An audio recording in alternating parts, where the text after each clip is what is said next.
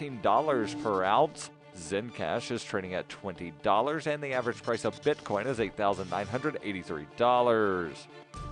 Antiwar.com reports SJ Res 54, the Senate's War Powers Act challenge to the U.S. military involvement in the Yemen war, was killed on Tuesday by the Senate, meaning it will not get a floor vote. The bill noted that Congress never authorized the war with Yemen and would have compelled the U.S. to withdraw its participation. The bill did finally manage to get some debate in the Senate earlier on Tuesday, in what Senator Bernie Sanders of Vermont, one of the three co-sponsors, called a cowardly move. However, the Senate never voted on the bill itself, instead voting to table the bill without allowing a vote. The vote was 55 to 44. The bipartisan bill was presented by Senator Sanders along with Senators Chris Murphy of Connecticut and Mike Lee of Utah. The vote to kill it was largely split on party lines, however, with few Republicans resisting the leadership. Senator Bob Corker of Tennessee led the vote to kill the bill, arguing it would lead to a Wild West debate. The Trump administration largely resisted the bill, arguing that Saudi Arabia would be mad if the U.S. withdraws.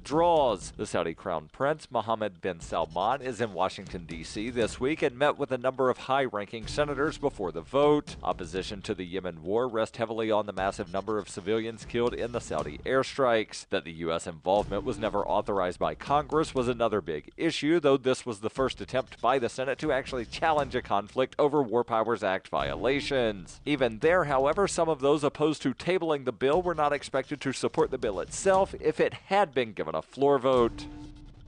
For over 40 years, Roberts & Roberts Brokerage has been a trusted source for buying and selling precious metals like gold and silver. And as a Bitcoin-preferred business, Roberts & Roberts Brokerage has removed the minimum purchase amount for all orders paid in the digital currency. Call Roberts & Roberts Brokerage today for knowledgeable advice on buying and selling precious metals and a forward-thinking approach to new technologies. 800-874-9760 or visit online at rrbi.co.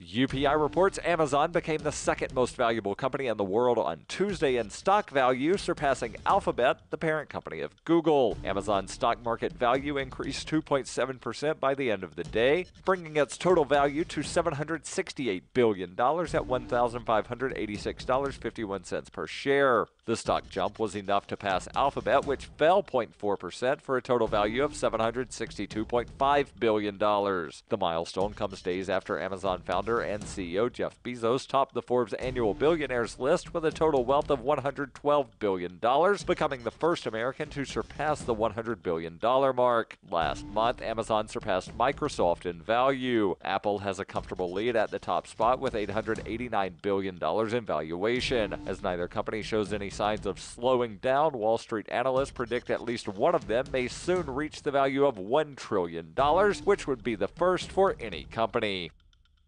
You can support FPP Radio by joining the Fans program. Fans are friends, allies, and numerous supporters. Fans help FPP afford to produce more original content. You can join the Fans program for as little as $1 per month through Patreon and get perks like ad-free versions of FPP Radio News and Peace, Love, Liberty Radio. To learn more or to join the Fans program, visit fans.fppradio.com. That's fans.fppradio.com.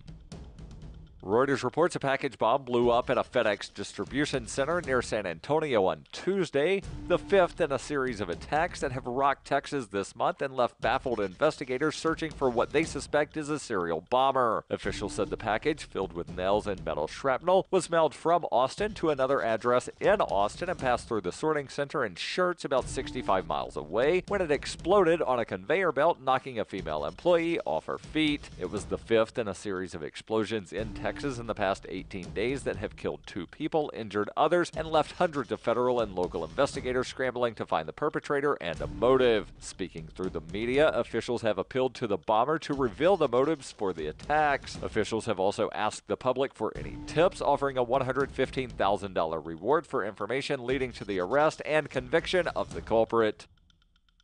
This has been FPP Radio News, online at fppradio.com. At Greyhound, we're committed to providing our customers with an exceptional travel experience, and that's why we've outfitted our 2014 line of motor coaches with new deluxe roadway seating that's moderately less disgusting than our traditional fare tickets. For a flat surcharge of $35, customers can upgrade to our exclusive deluxe seating area, where select seats have been refurbished with premium upholstery, boasting significantly less crumbs and Wendy's bags stuffed between the seats, guaranteed to leave you somewhat less repulsed than you are normally. Relax in the comfort that when your feet stick to the floor, they'll be sticking to up to 65% less indeterminate dried fluids. Passengers who upgrade to our elite seating experience will have the option of personalizing the garbage surrounding their seat with a pre-ride selection process, as well as a priority boarding feature where they'll be able to settle into their high-end motor coach accommodations without having to navigate through a crowd of inebriates, ex-convicts, and the morbidly obese. And from all of us at Greyhound, happy travels. This is the Onion News Network. The Call to Freedom is an opinion show. It's meant for informational purposes only. It is not licensed financial advice. It is very important to do your own analysis before making any investment based on your own personal circumstances. You should take independent financial advice from a professional in connection with or independently research and verify any information that you hear from the Call of Freedom and wish to rely upon, whether for the purpose of making an investment decision or otherwise. I mean, come on, guys. Duh. It's a cryptocurrency investment and a political talk radio. Of course, it's opinions. Computers are online. I'm going to start loading software. 5, 4, 3, 2, 1. Welcome to the Call to Freedom. Broadcasting live from Vertcoin Studios on LRN FM. You're listening to Will. You will listen to every damn word I have to say! And Aria. Be afraid. Be very afraid. Stay tuned for political talk and everything crypto. That's right. Broadcasting internationally on our BitPlus Network satellite. This is The Call to Freedom. All right, let's boot it up. That's right. Welcome here to the Call to Freedom here on LRN.FM. This, what is it, Wednesday now? Wednesday night broadcast. Wednesday? Tuesday? Yep. Wednesday? Okay. I don't know, man. I don't know anymore. They all blend together from here lately. But we are here live on the Call to Freedom, broadcasting from the Vertcoin Studios right here in beautiful Keene, New Hampshire.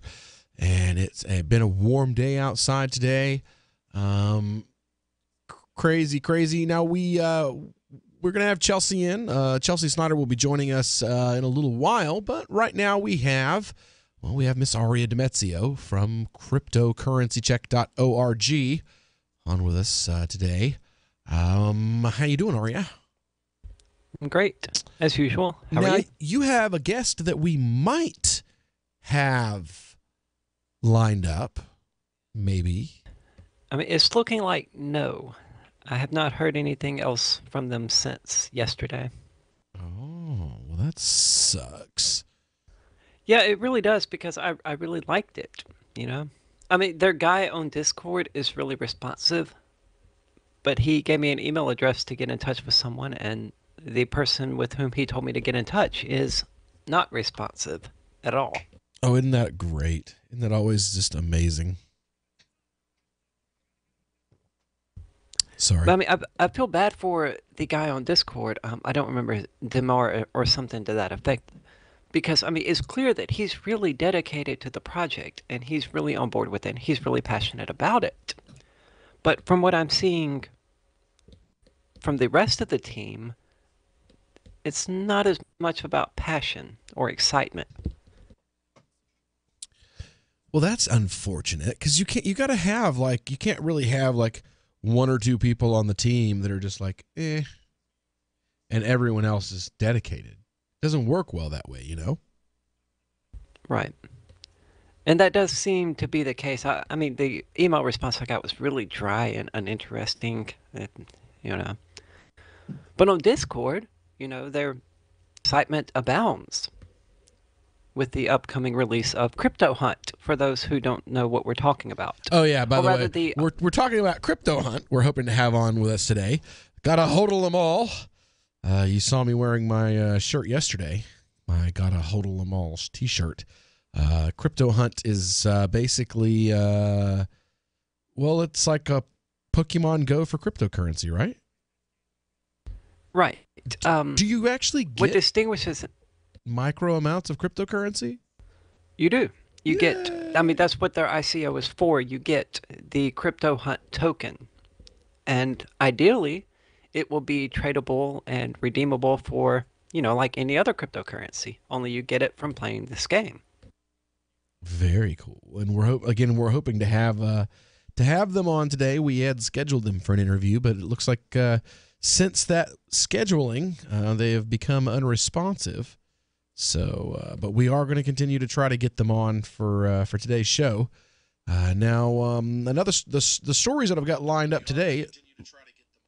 Today's lead story, that is. It's back to this comparison of whose propaganda is who, so to speak. We've got this story coming out of Syria. Well, these stories coming out of Syria. The first one, this is from ABC News here in the United States. Continue our reporting on Syria tonight. No relief for the people of eastern Ghouta, despite a 5-hour humanitarian pause ordered by Russia. Syrian government warplanes, supported by Russia, conducting airstrikes even during that brief pause today, blocking food and supplies from getting in. In the 9-day assault now, at least 570 people have been killed, more than 140 of them reportedly children. And many of those who have escaped now find themselves trapped. ABC senior foreign correspondent Ian Pannell reporting from the Greek island of Lesbos tonight. On the Greek island of Lesbos, those who came for sanctuary now trapped in limbo. So many fleeing Syria's bloody war are stranded at Moria camp, unable to travel to the European mainland and unable to go back home, where Assad is accused of using chemical weapons again. We're from ABC News. I first came to Moria camp almost 3 years ago. Today, it's an eerily familiar scene. Here is the section for families. Among those stuck here, 14-year-old Anas Hamada and 5 of his siblings. Along with their pregnant mother, they escaped Syria, but in the chaos, losing touch with their dad. Home is now a third of a dirty tent where they all live, sleep and play. Yet Anas and his family try to keep up a semblance of normality. Months after arriving here, still no word from their dad. Anas asks us for a SIM card for his phone to call his big brother in Germany, hoping for some news. But there is no word. How hard is it for you, Anas, and your brothers and your sisters without your dad here? My siblings cry for my dad, Anas tells us. We still don't know what happened to him. We're just living. Despite the dangers and the terrible conditions we've shown you, people are still desperate to come here. It shows how bad life really is in countries like Syria. All right, now that they tell you, and they again levy the accusation that Assad is using chemical weapons against his own people. That's the American government's story. Here's the problem, though. Other people besides the U.S. propaganda machine exist. And basically every other news outlet is reporting something else actually happened in East Ghouta. After the U.S. NATO-backed militants that the Syrian army was bombing, by the way, Ghouta has been under the control of Al-Qaeda-linked and ISIS-linked militants for the last year or so. And Assad was basically bombing the area to drive them out. When he did drive out these U.S. and NATO-backed militants, what did they find? They found a cache of 40 tons of chemical weapons. Oh, wait a second, though. I thought Assad was the one with the chemical weapons that was using the chemical weapons. Wait a second. I'm confused here, Arya.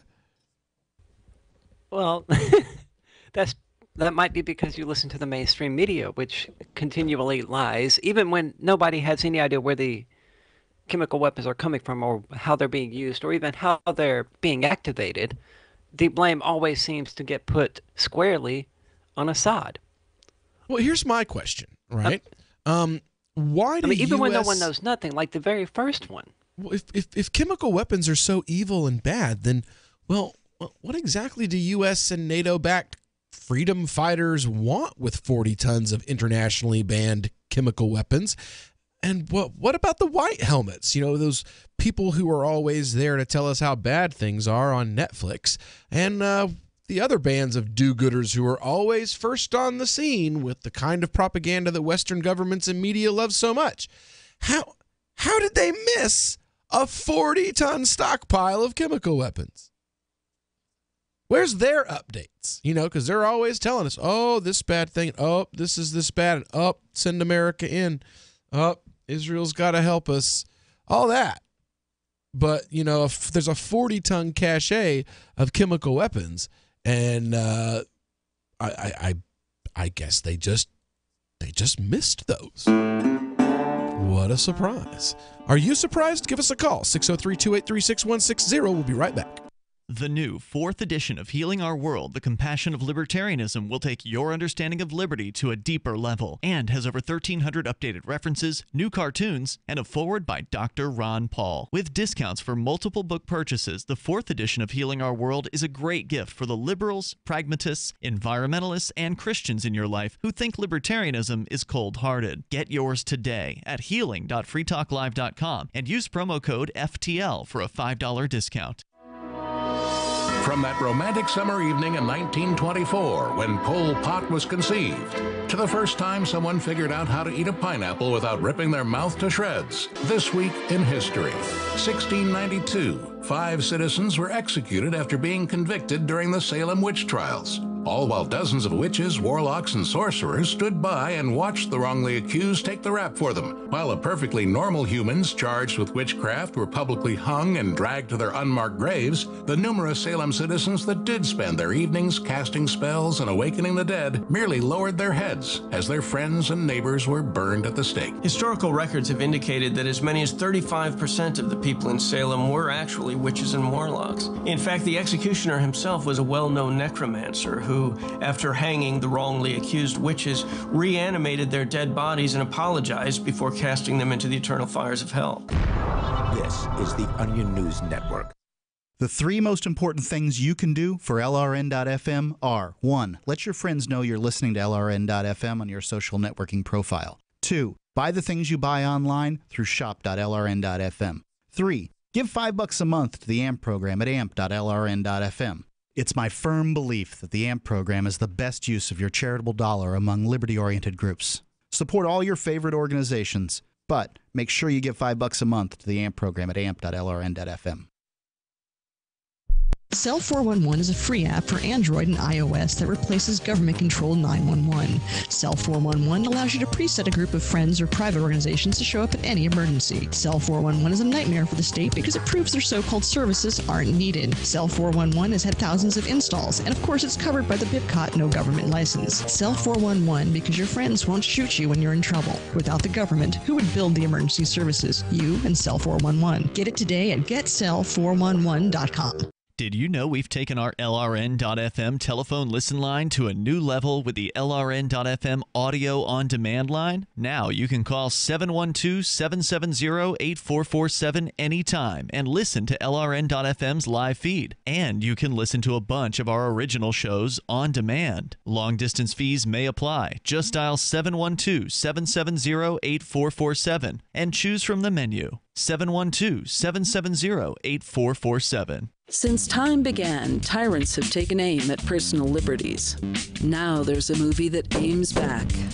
The government has no more right to tell us what to put in our bodies than they have to take our guns or tell us what books we can read. 6 drug police were eaten by bears while raiding a marijuana farm. On your knees, you dirty hippies! Jesus. On your knees! What's the problem, officer? Today, many cops who enforce pot laws do so only because it provides them with cushy jobs, good benefits, and a chance to push people around. I was an undercover narcotics officer. The drug war is nothing but a farce. The Second Amendment says you gotta keep you and your gat intact.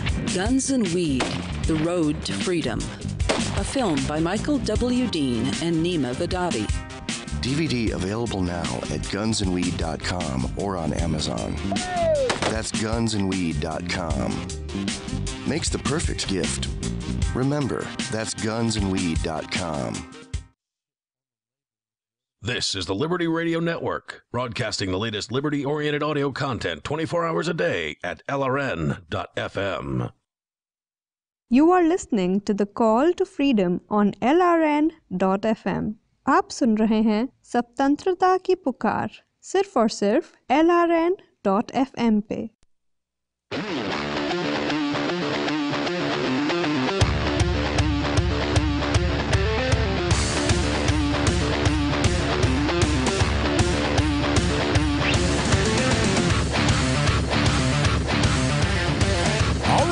Welcome back here to the Call to Freedom here on LRN.FM. Broadcasting live from the VertCoin studio right here in beautiful Keene, New Hampshire.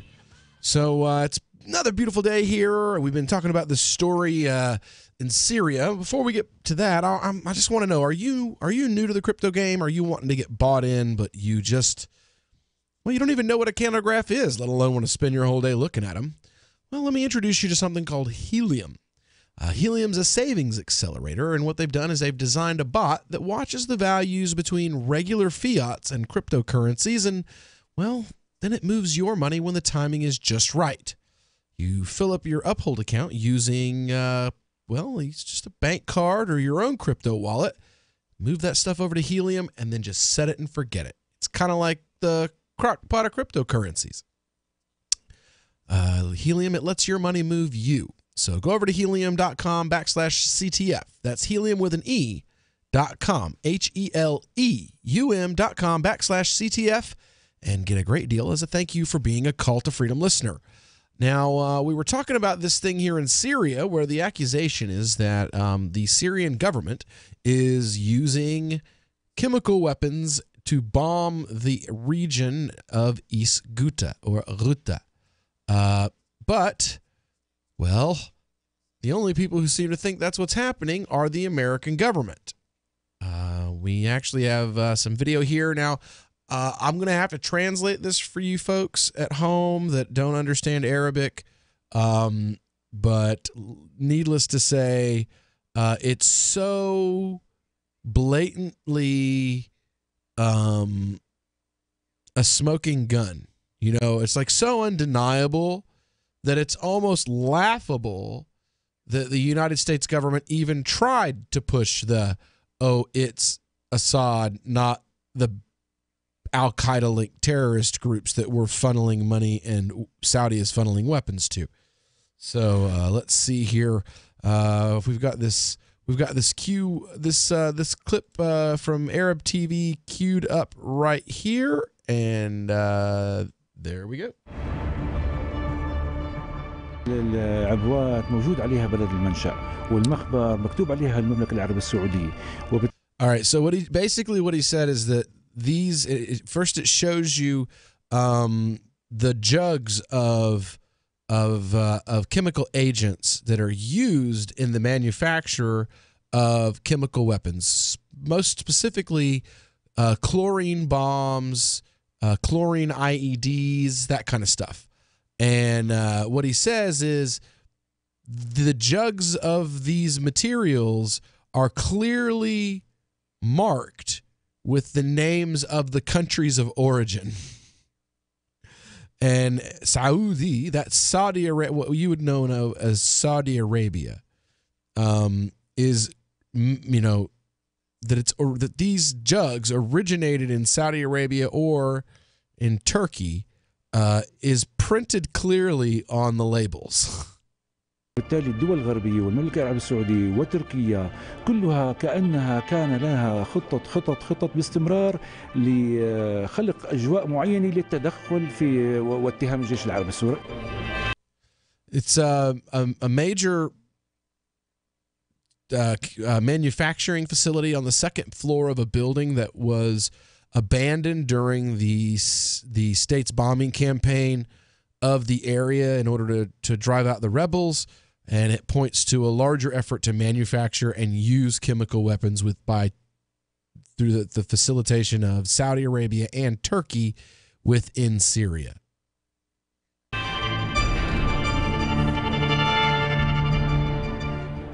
تخطط المجموعات الإرهابية المتواجدة في منطقة الغوطة الشرقية بريف دمشق لفبركة تمثيلية قصف كيميائي.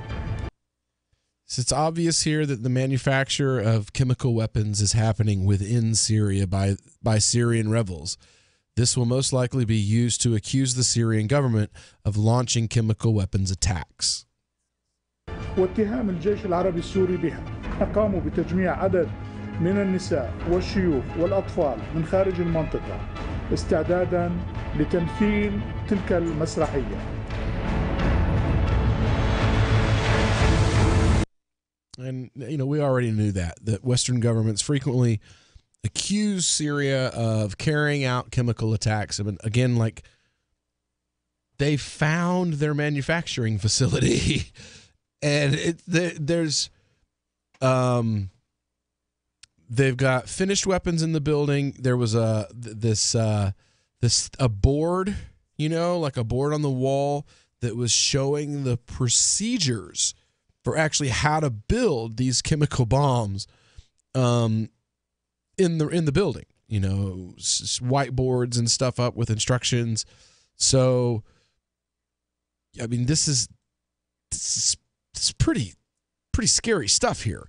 And now again, we have the U.S. government saying, oh, well, we know the Syrian government is the bad guys and they're using these chemical weapons because we still have the receipts from the ones that we sold them.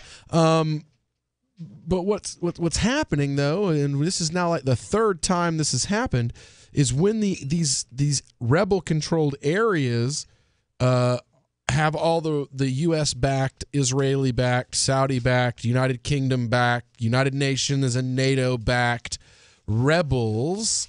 When you hear rebels, think Al-Qaeda under a new name.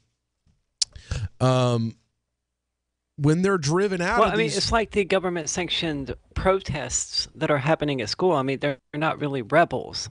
No. If they're being sponsored by a government. For real, they're puppets.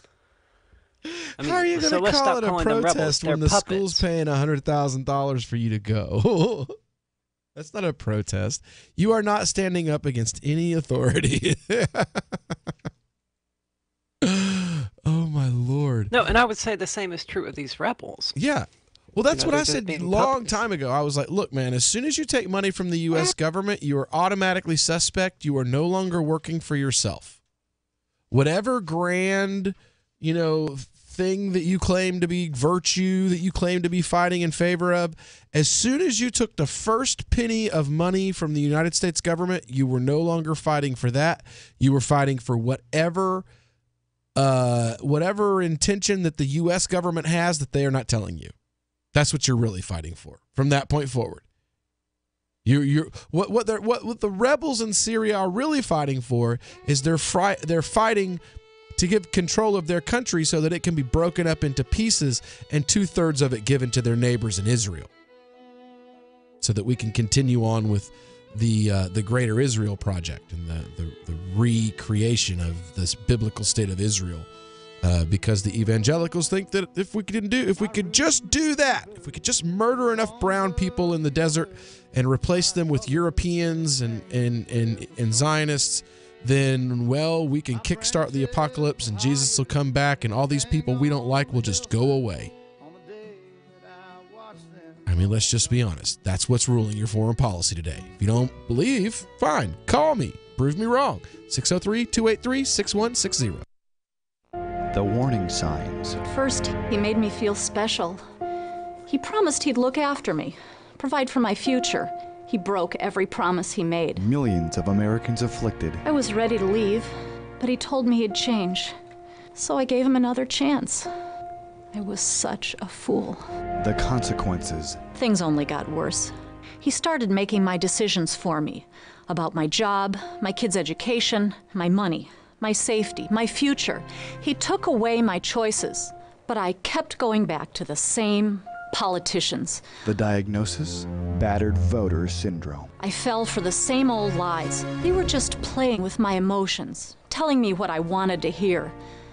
That's not right. If you're tired of the two-party system but want to support a principled Libertarian Party, check out the Libertarian Party of New Hampshire at lpnh.org. That's lpnh.org.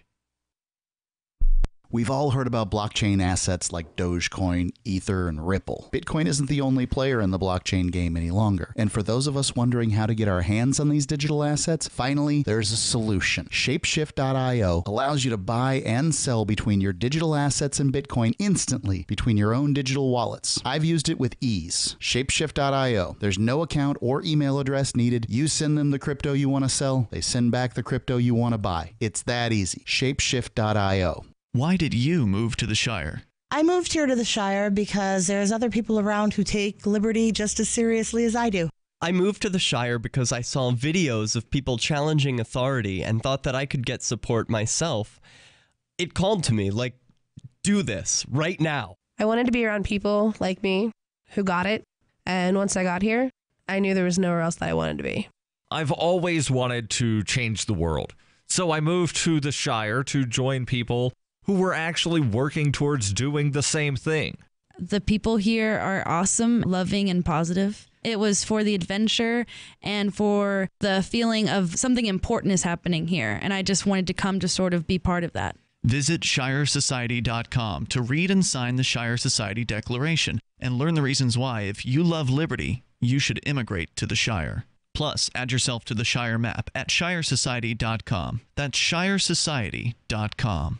Some of you asked, and now we've delivered. LRN.FM's live Keene, New Hampshire studio shows are now streamed in HD on Twitch. Visit our channel at twitch.lrn.fm and give it a follow. If you have Amazon Prime, you get one free subscription on Twitch. If you use it on our channel, Twitch will give LRN.FM a monthly piece of your Prime subscription cost. So please watch, follow, share, and subscribe to twitch.lrn.fm. That's twitch.lrn.fm. So the protection of life, liberty, and property is what the Free State Project is all about. But it's an effort to move 20,000 people who understand. It's about demonstrating to the entire country that, yeah, we can have a free market, a truly free market. Making it just a freer, great place to live. It's the world's largest voluntarist libertarian community, and it's only getting bigger. That's amazing, to be able to move to a place where other people passionately believe in being free and independent. What the Free State Project is managing to do, though, is to put their money where their mouth is. It's physically getting up across the country and saying, let's go someplace and let's demonstrate the power of these ideas. There's a lot of kind of philosophy that surrounds liberty. There's a lot of thinking about it and talking about it. But here in New Hampshire, people are doing it. 101 Reasons Liberty Lives in New Hampshire, a documentary by Free State Project Early Movers. Watch it free at 101reasonsfilm.com. 101reasonsfilm.com. You can sign up to receive the latest about the Liberty Radio Network via our email updates at updates.lrn.fm. That's updates.lrn.fm. You are listening to the Call to Freedom on LRN.fm. Unasikiliza wito wa uhuru katika LRN.fm.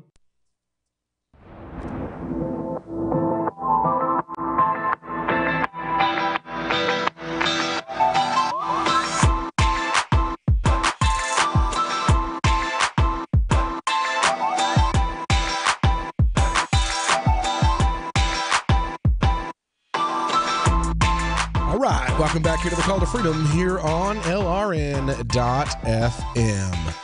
We're broadcasting live from the Vertcoin studio right here in beautiful Keene, New Hampshire. And we've been talking about this, what's going on in Syria, how much of your money is being used to create propaganda in order to assist in the attempt by evangelicals here in the United States to orchestrate the apocalypse, basically. I mean, why else would we send? I think that's a fair assessment. I mean why else send $38 billion a year to a country that has the 6th largest GDP on earth and call it aid?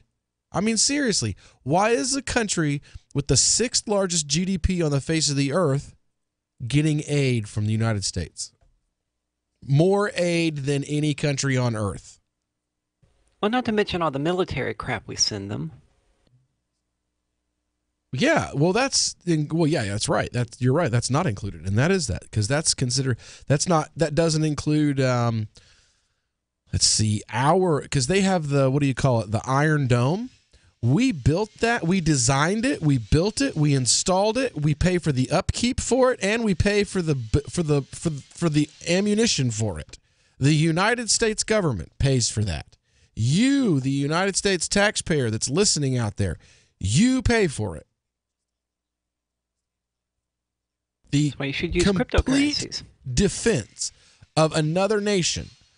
Why?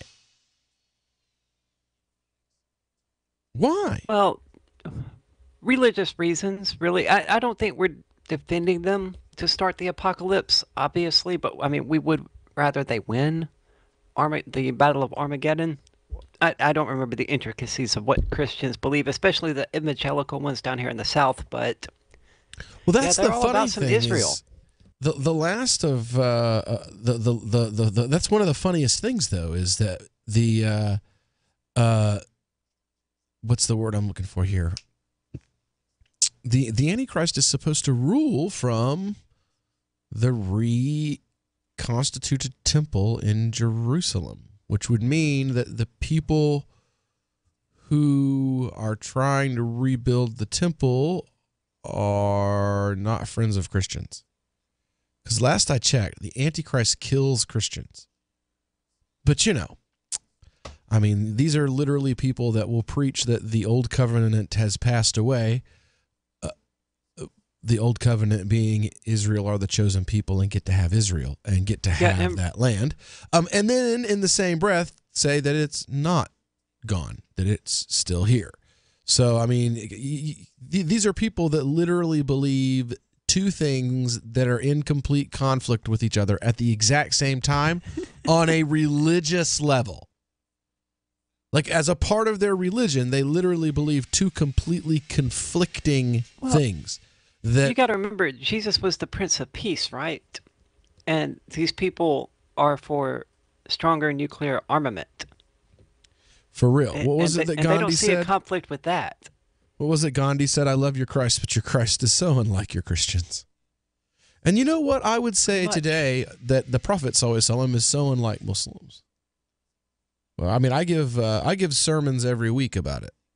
Well, not every week, because I have another brother that gives sermons at the mosque that I'm the imam of as well.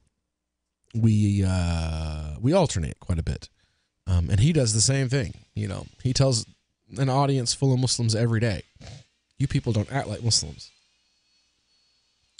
You get mad and try to burn stuff down when somebody draws a picture of the Prophet ﷺ that you don't like. He didn't do that. When people got mad when they said or did nasty things to him, he told people to chill out. Literally, chill out. Calm down. Don't yell. There's no use. No point in it. Literally physically assaulted, and two members of his friends got up, and one of them was like, "Let me cut that dude in half." Right. Seriously. He went, and when he went to reach for his sword, Muhammad put his hand on the back of his wrist and was like, "No, man, what is wrong with you? Are you lost your mind?" That's very similar to the story of Jesus in the Garden of Peter. Gethsemane. Yep, with Peter. Yeah. These were great men that, they were lauded as leaders of grand religious and moral movements for a reason. Just all of us as self-professed followers of theirs have just lost our way. Well, many of us have. We've decided that, all the things that they fought for, those virtues they're just too difficult to aspire to, but power, that's something that we can get. Worldly power. Well, Buddhism has been corrupted in much the same sense. Yep. The original concept behind Buddhism was that, it all came from within. You should begin your own journey, your own, I don't know what other word to use, but yeah, your own journey through spirituality. And now you have people that know you have to have a spiritual guide. You have to have a teacher. And that's fundamentally opposed to what it was about in the first place. Yeah, Buddha didn't want those followers. They followed him without his consent. But that's usually the kind of people that you want to follow, is the ones that are like, I don't want you to follow me. You know, those are usually the kind of people that you do want to get behind and to follow. So, I mean, just like, you know, we don't want a politician who actually wants to run for office. The only people we'd be happy with are the ones who would never choose to run in the first place. Exactly. Oh my goodness. I mean, and that's even a religious viewpoint of many different faiths, is that you never put a man in power who seeks it. I mean, that's a common philosophical truth. Never put a man in power who seeks it. You know, I mean, this is simple, like, duh, 101 kind of stuff. So anyway, but yeah, this story in Assyria, though, getting back to what we were talking about, you know, we're back to the American propaganda machine is pushing for imperial conquest, and they're not, as we've seen time and time again, they're not above lying to get there. And now we see they're not above killing women and children in a horrible way to die. Chlorine gas poisoning is a horrible way to die. When you hear the descriptions from World War II when it was first used. Is it really any worse than, you know, death by conflagration? I've always found that curious. I mean, death is death, it seems like to me. And I thought that burning, you know, being burned to death by a happy American bomb would probably be one of the most painful and horrible ways to die. Yeah, it was World War I. It was World War I where it was first used. Did I accidentally say World War II? Because I literally meant to say World War I, because I've been in the midst of a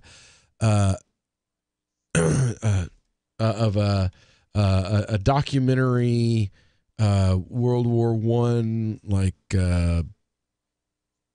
I'm a nerd. I'm sorry. I can't help it.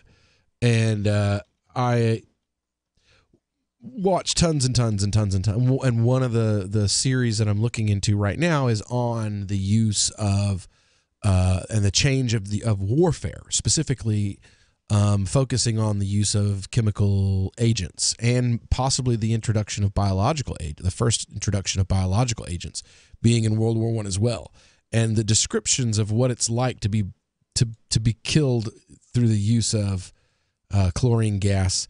It's like being on fire without actually being on fire, but being on fire in your lungs, in your mouth, in your eyes, in your nose, everywhere, all at the same time, anywhere that skin is, and sometimes surviving that and living through that torture. It's awful. When you hear the word lobbyist, you probably think about greedy corporations, but not all lobbyists are the same. Some are fighting for the freedoms you hold dear. Liberty Lobby LLC is doing just that in New Hampshire, working hard to represent you, not some special interest group. You can help by going to libertylobby.info, where your contribution will give us the tools we need to ensure that your voice is heard. Visit libertylobby.info today to find out more. When commercials come on, don't push the button. Instead, listen. Even if you don't sell things for a living, you're still selling in the various conversations and transactions that make up your busy day. With money and attention so scarce now, effective communication skills have never been more important, especially if you're a job seeker. So take a lesson from Madison Avenue. Often the fewer words, the more effective the message. Like Jiffy Lube, where you never need an appointment, or the Office Max ad that says, you supply the ambition, we supply everything else. How about online ticket broker StubHub.com, the way in when it's sold out, or CyberCupid Match.com's seductive, go ahead, it's okay to look. How cleverly and succinctly can you distill your message? For more tips, hit survivalspeech.com. I'm Holland Cook. Did you know you can listen to LRN.FM via our free-to-air satellite channels? We have channels over nearly all of North America and much of Africa. All you need is an affordable receiver and a dish as small as 30 inches. There are no monthly fees. Learn more at sat.lrn.fm. Plus, if you are a broadcaster or want to be one, this is a good delivery method for our content. See our coverage maps and get details at sat.lrn.fm. That's sat.lrn.fm. sat.lrn.fm. Hi, this is Mark Edge of Free Talk Live. Michael W. Dean's book, User's Manual for the Human Experience, changed my life. In a culture that attempts to turn you into a compliant victim, this book gives you implementable steps on everything from how to be aware of your environment, walking down the street, to business, to how to handle a toxic person in your life. If you're a human, you need to read this book at least once. Go to Amazon and get the Kindle version, or paperback, or an audiobook of A User's Manual for the Human Experience. Here's a chance to do a little activism while you're cruising Facebook, Twitter, or Google+. Between the LOL cats, the recipes, the hot girls, and the inspirational sunrise memes, Free Talk Live's posts pass by your newsfeed. Like them, comment. It gives us more exposure. If you don't see our posts, click like at facebook.freetalklive.com and then hover over it to click Get Notifications. It's an easy way to spread the ideas of liberty a bit further. I know you're busy, but you can spare that tenth of a calorie it takes to click on something. facebook.freetalklive.com. Catch the Call to Freedom at its new time, weekdays from 4 to 7 p.m.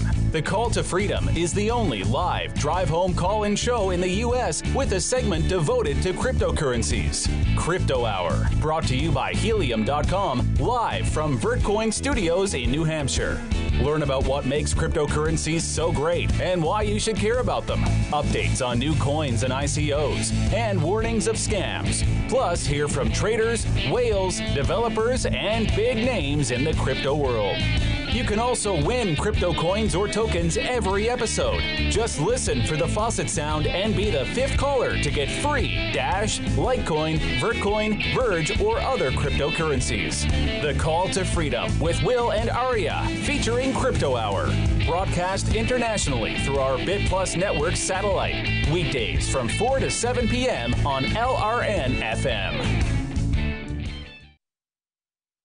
What's up next? Visit the Liberty Radio Network program guide to find out at shows.lrn.fm. That's shows.lrn.fm. You are listening to the Call to Freedom live on LRN.fm. تستمعون إلى نداء للحرية مباشرة على LRN.fm. I have you.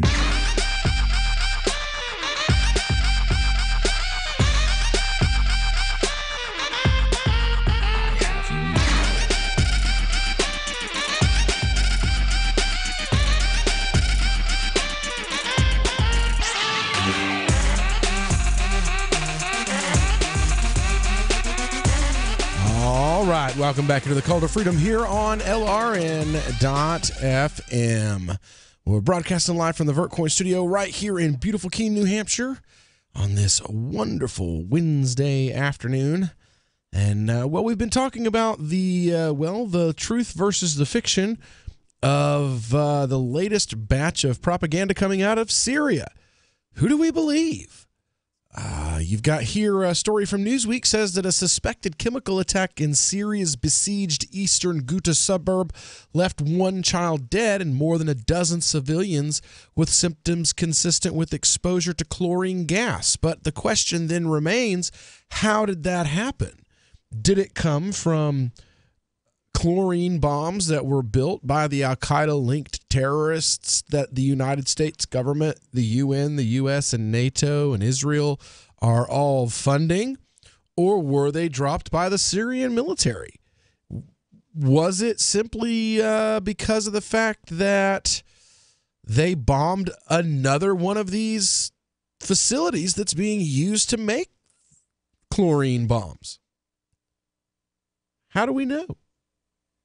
All we do know is that the Western media keeps pointing their finger at Syria and saying their monopoly on force or violence is worse than ours and they did this horrible thing.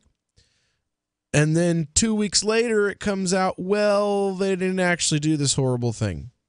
And then somewhere in the midst of it, it comes out, well, actually those munitions had made in the U.S. or made in Saudi or made in Israel printed on them, and we're just not going to talk about that anymore. We're just going to act like that town wasn't bombed unless we mention it in passing from here on out. Because now they've been caught. And I'm wondering, is that what's happened here? What do you think, Aria? You think that's what's happened here? Is that there was more than one of these little weapons manufacturing facilities run by the terrorists, and if there was any exposure to these agents, it came from the Syrian military bombing and it blowing up one of these factories, and now some people were exposed due to that, rather than the Syrian army actually dropping chemical weapons bombs? Yeah, excuse me. I don't think there's... I don't have any doubt that it's the Syrian, quote-unquote, rebels who are manufacturing and using the chlorine weapons. The world is watching Syria. I mean, we had him turn over his chemical and biological weapons to Russia. So, I mean, where is he getting these things from now? You know? Yeah, if this stuff's been turned over to Russia, like was supposed to have happened, then where are they coming from? And the only thing that we're finding now, over and over and over and over again, is American stuff in rebel hands. Yeah, American-backed rebels, Turkish-backed rebels, Saudi-backed rebels, manufacturing these what they're referred to as internationally banned weapons of mass destruction. Let's see here. 14 civilians were reported. I mean, we freaking made napalm. For real? We have this chemical weapon thing down pretty well. I don't know why anybody would think we don't. Sorry to interrupt you. No, go ahead. Go ahead. Let's see. The Syrian regime has launched a heightened offensive in eastern Ghouta, killing more than 500 people in strikes and ground attacks since the operation began on February 18th. Ghouta is populated by some Islamist factions, and the Syrian government says it's targeting extremists in the suburb, not civilians.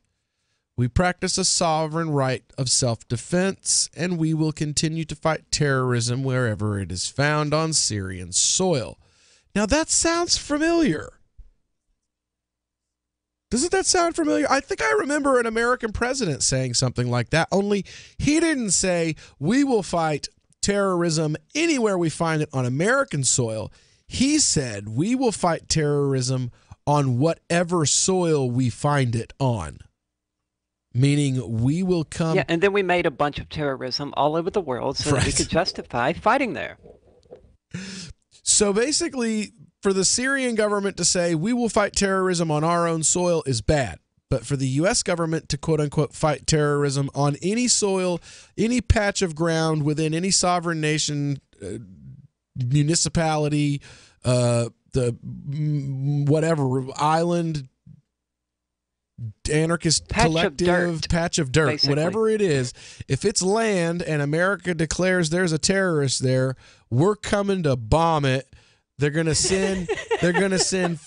build 2 new drone platforms to fly, and you as a taxpayer are going to be paying to fly sorties and drop $700,000 a pop bombs on this little patch of dirt in perpetuity.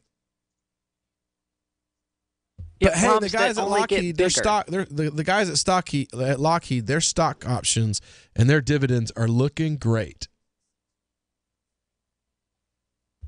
I bet they are. For real, man. I bet they are. This is 7 years now that this civil war has been going on.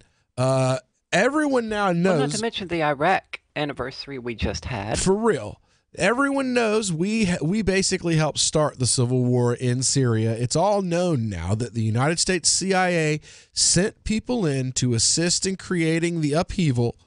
That there was no such thing as a Arab Spring. Tunisia was the only part of the Arab Spring that was not at least partially orchestrated with the assistance, funding, or collusion of Western governments.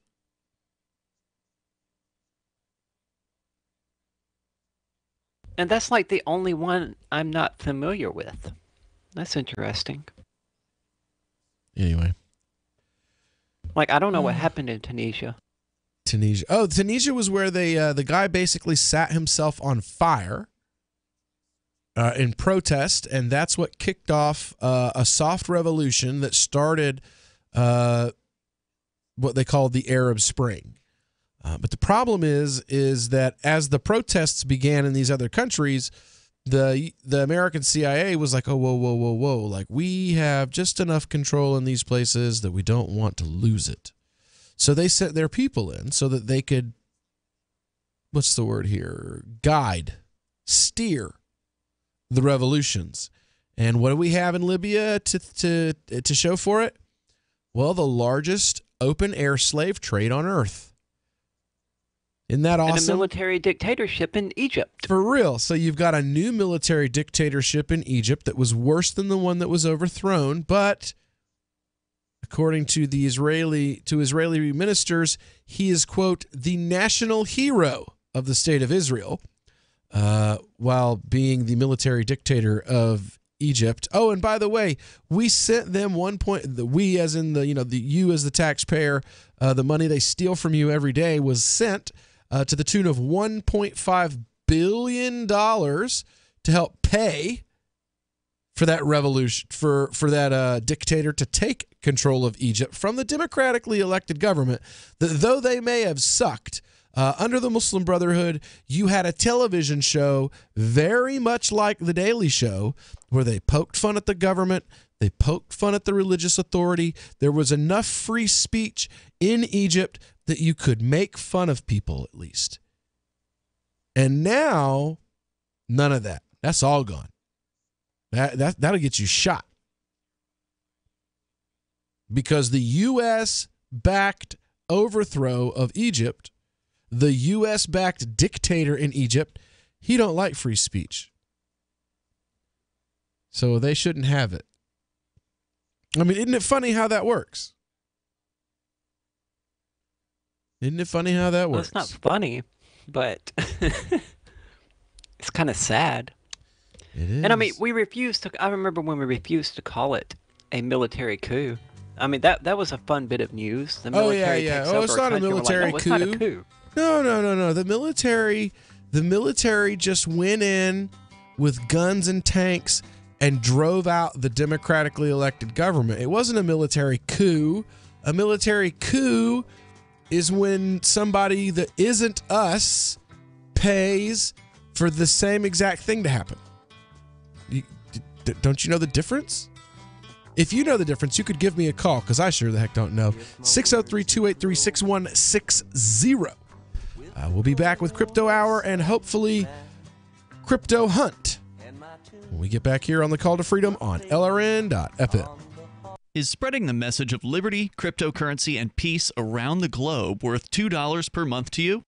As you may already know, in addition to our internet feed, LRN.FM broadcasts on free-to-air satellite across North and Central America, as well as Sub-Saharan Africa. And we've been available on satellite for free 24/7 since 2010.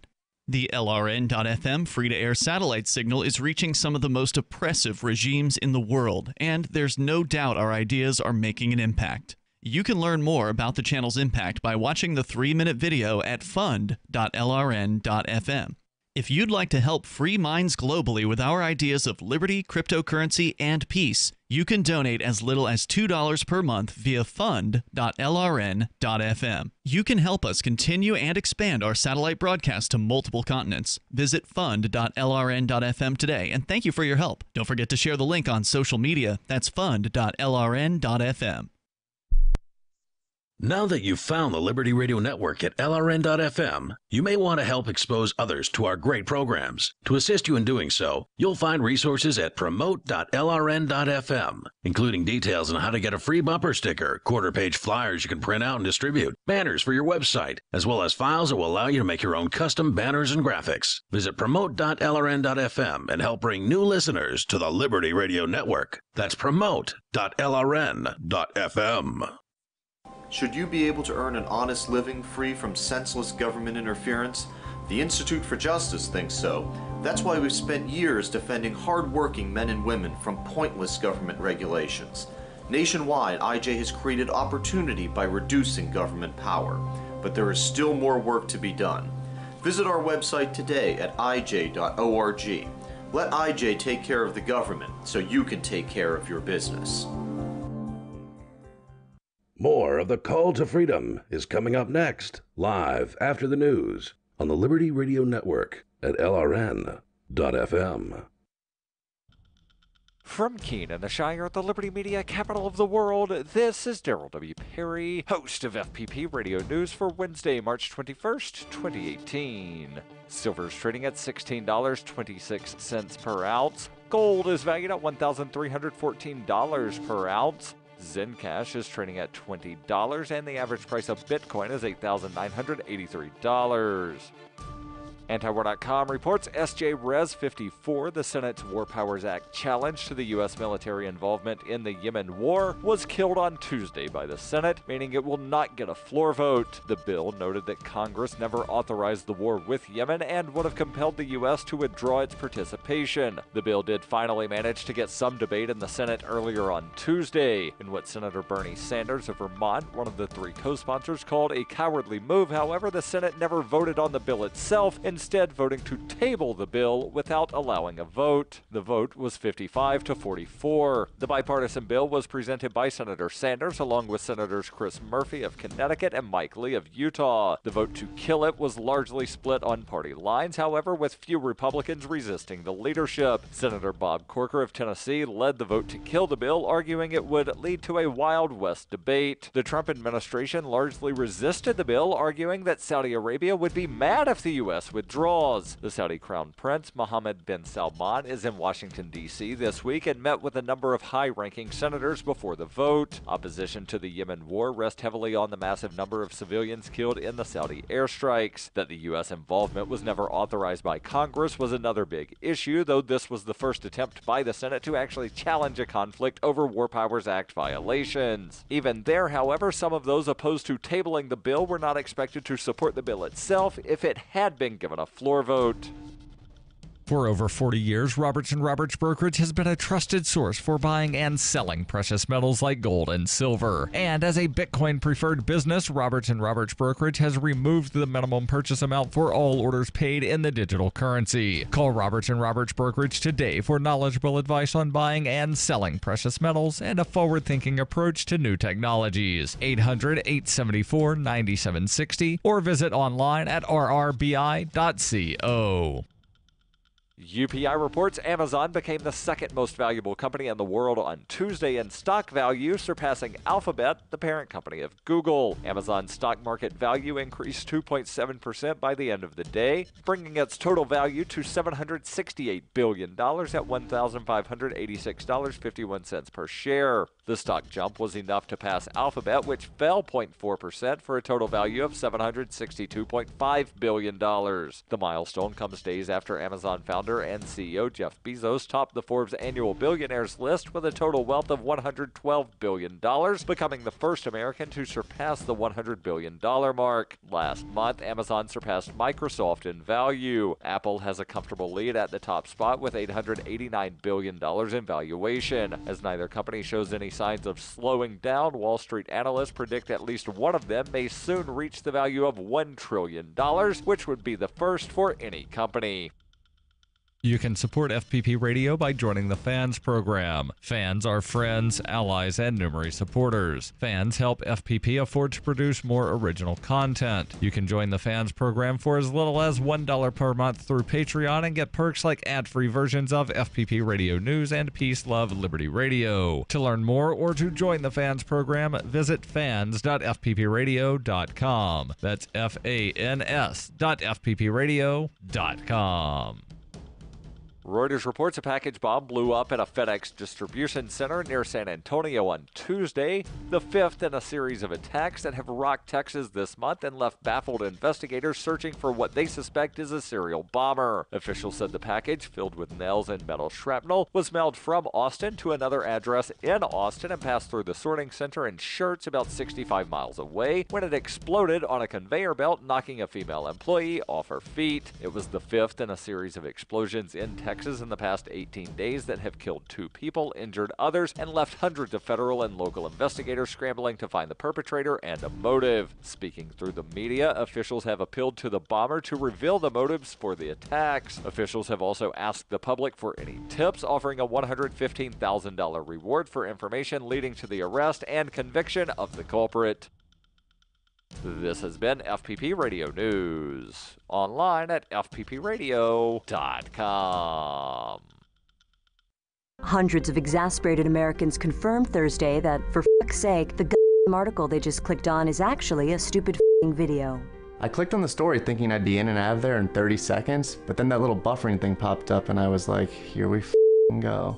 Quickly hitting the mute button after being disoriented by a loud blast of noise from some stupid ad for Hotels.com. Many of the deceived then scanned the webpage for some corresponding write-up so that they could simply read in peace, but reports indicated that would just be too convenient, wouldn't it?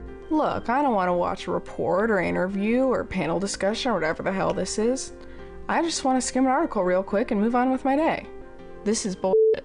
After seriously considering hitting the back button on their browsers, sources say the majority of readers decided to just let the video play out.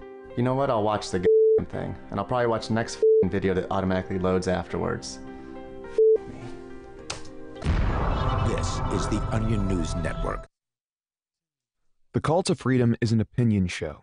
It's meant for informational purposes only. It is not licensed financial advice.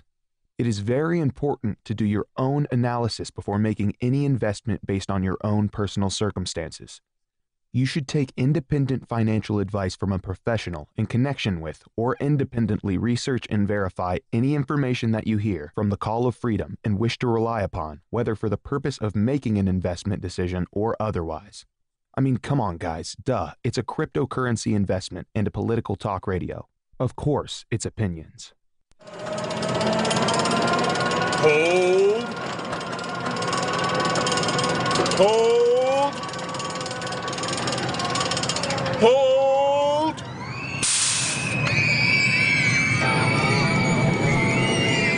You better hold on for dear life, because it's time for the Crypto Hour, brought to you by Helium.com on the Call to Freedom.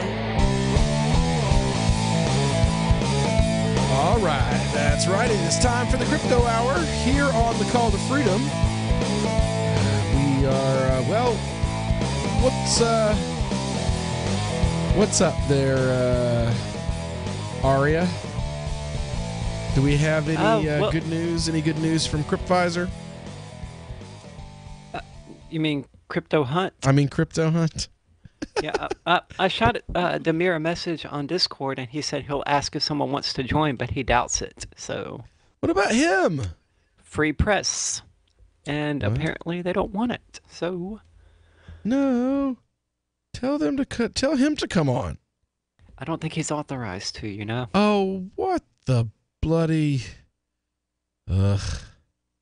All right. Anyway, securing your internet communication against the government's become almost impossible these days. And governments can see everything that you do online.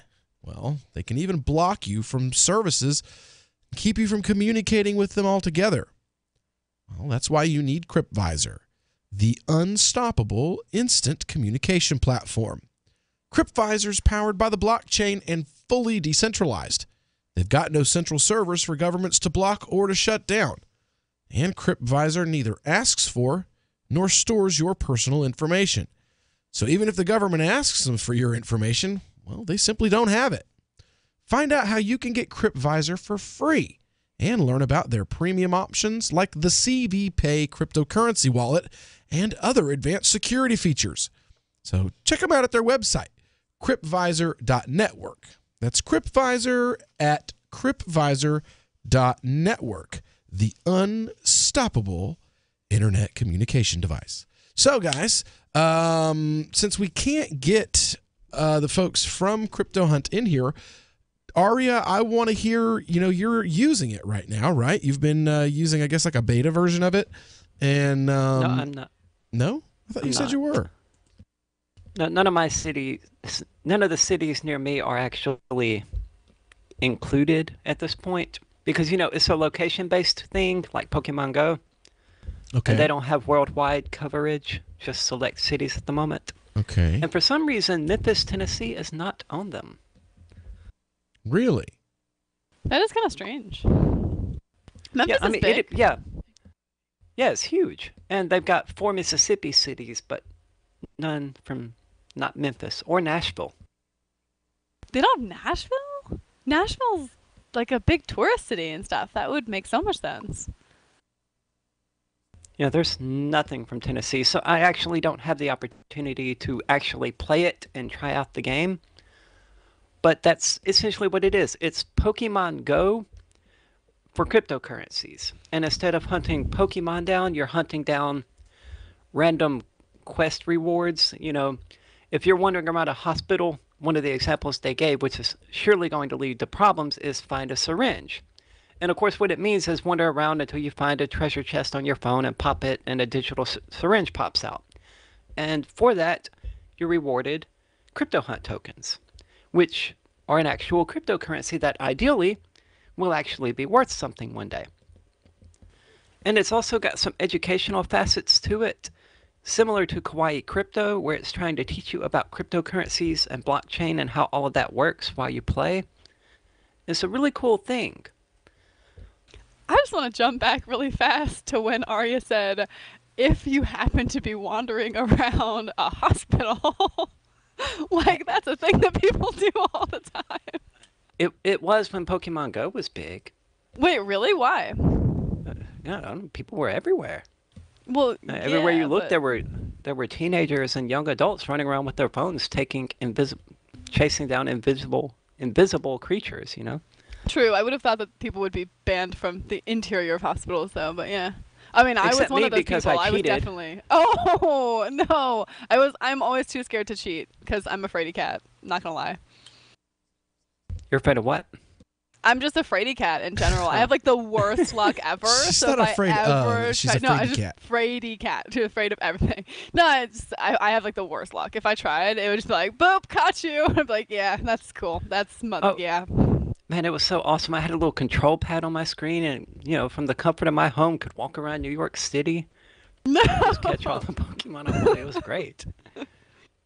And I did get temp banned once because the hack I was using glitched out, and I teleported instantly from New York back to Mississippi, and that kind of got their attention.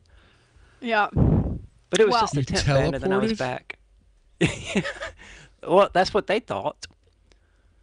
Because I was using a GPS spoof, and it glitched and just stopped working for a fraction of a second. So just for a fraction of a second, it thought I was in New York, then it thought I was in Mississippi, and then I was in New York again. So it knew something was up. Right. But I bet your step counts weren't as high as my step counts. Yeah, Crypto Hunt actually seems pretty cool. The hints seem like varying levels of maybe easy, potentially, but that's probably good anyway.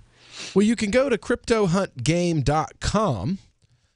You can see there's actually a list of cities that you have to download if you want to even see them. Yeah, it's an Excel spreadsheet. Oh, okay. I don't know why they didn't just put it into a list, a JavaScript, and have it load as a list in your browser. But whatever. Oh, that would be too convenient. Yeah, here we go. Yeah, instead of just clicking on the link and it going straight to like another portion of their website. All right, so let's see here. We got Gulfport, Mississippi. I don't care. What about New Hampshire? Is there a way to like? Yeah, apparently they are not alphabetized by state as it appeared. So now that I fixed that for them. At all. Yeah, I noticed that. I'm like, this is not helpful. Oh my God, what order is this in? is not helpful at all. New York. It's Michigan, in order by Idaho. the fact that they're all in the USA. That's the order that it's in. Yeah, basically. I don't think there are any in New Hampshire at all here that I see. Oh, cool. There's a couple cities no, near there me. are no. Well, there's none in Keene. None in Keene. I didn't look for New Hampshire. Well, I see Hollywood, Florida, Fort Lauderdale, Delray Beach. There's tons and tons. If you live in Florida, evidently the development is being done in Florida. Nashua? There's Manchester, Manchester. Concord, Oh, Conway. awesome. So if you live in Manchester, Concord, or Nashua, New Hampshire, then you can play Crypto Hunt while you're out and about walking around. I've got to, I guess maybe we can convince Daryl, because Daryl's in Concord like 2 or 3 days a week with Liberty Lobby. Maybe we can convince him to see if he can find some crypto coins hanging around the State House. Well, it's currently in its ICO and beta phase. The ICO has actually been really weird. If they don't reach a certain amount, they have actually been refunding people's Ethereum. So they've been really honest and really... So what I'm looking for. Really That's cool. Transparent about that. That's really cool. An ICO that gives you your money back. Yeah, they're running the ICO for like the third time now, because it just keeps happening, and that's why you would think that they would want to come on to an internationally broadcast radio show to advertise, but Yeah. what do I know? Well, I mean, maybe they're just not comfortable with that kind of promotion yet. That's the reason we can't get VertPig. We have a listener that gave us 10 coins to give away in the name of VertPig, and VertPig is not comfortable with coming on the show because that's disappointing. They're not ready yet, and maybe that's the deal with it is here. I want to hear more about how they're giving people their money back, because that's something that's really commendable. We'll be right back here on the Call to Freedom. Radio is the most personal of mediums. I exist right now in your head. If you listen to Free Talk Live regularly, you know me. Free Talk Live is on more than 160 radio stations around the U.S. and has been downloaded on every continent around the world. Hundreds of thousands of listeners with ad packages from $600 a month to $6,000 a month. Imagine what we can do for your business, project, website, or idea. Email me, mark@freetalklive.com. Hi, I'm Derek J. To me, an activist's calling is to actively work to advance a cause. The cause for which I work is personal freedom. I believe my life is best when I engage in voluntary interactions and self-government. I reject the idea that anyone else has a higher claim to my life or my body than I do. I see people who call themselves the government as a threat to my personal freedom. I realize you may feel differently, but my relationship with the people who call themselves the government is completely involuntary. If Starbucks used some of its money to drop bombs, I wouldn't shop there.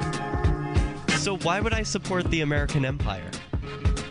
The empire does not require my consent. Derek J's Victimless Crime Spree. Watch it for free and order the Director's Cut DVD at victimlesscrimespree.com. That's victimlesscrimespree.com. LRN.FM is proud to announce our official listening apps for Android and iOS devices. Now you can easily tune into our streams anywhere, anytime on your smartphone or tablet. Just visit apps.lrn.fm or search for LRN.FM in the Android or Apple app stores. Please download, rate us 5 stars, then share the link on your social media, and let your friends and family know how you're listening to LRN.FM. Download it now, free, at apps.lrn.fm. This Your Family Today tip is brought to you by Nestle Pure Life Water, helping you drink better and live better by providing a zero-calorie alternative to sugary drinks. Visit us at nestle-purelife.us. When kids are playing, they often don't want to stop to keep hydrated, so send them out with a bottle of water and encourage them to take frequent drink breaks, or call them inside for a quick sip. For more tips like these, visit us at parenthood.com/yourfamilytoday. There are lots of ways to listen to Free Talk Live. Our podcast has been around since podcasts began, and now the FTL feed is loaded with content besides our full show archives. Did you know that we make it easy for you to customize your podcast subscriptions? We have different feeds, one that includes only our full shows, one with just the Daily Digest, and one with just the Edgington Post. You decide what you listen to. It's quick and easy to customize your feeds at feeds.freetalklive.com. That's feeds.freetalklive.com. Free Press Publications is an independent, alternative media and publishing company founded in June 2009 with the mission of ensuring a free press for the freedom movement and is committed to spreading the message of peace, freedom, love, and liberty. FPP also gives new authors an avenue for publishing freedom-oriented material. FPP brings you daily news and commentary on the website fpp.cc, as well as a daily 5-minute newscast, FPP Radio News, and weekly news, views, and commentary in the FPP Freedom Minute and Peace, Love, Liberty Radio at fppradio.com, and the monthly newspaper FPP News at news.fpp.cc. Find FPP online at fpp.cc. That's fpp.cc, as in Creative Commons. If you enjoy LRN.FM, please contribute to your favorite shows via their websites and become an amplifier at amp.lrn.fm. That's amp.lrn.fm. You are listening to the Crypto Hour on the Call to Freedom. تستمتعون إلى The Crypto Hour على برنامج نداء للحرية.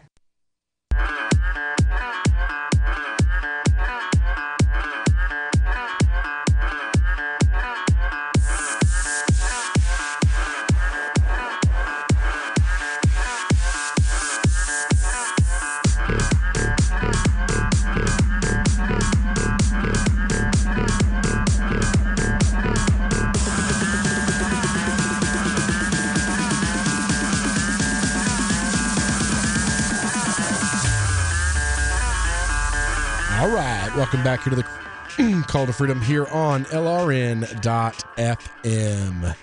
We're broadcasting live from the Vertcoin studio right here in beautiful Keene, New Hampshire. And you know what? We've been telling you over and over and over again that you should come and visit our little crypto community. And every once in a while, you get an opportunity to come up here and be able to do more than just that.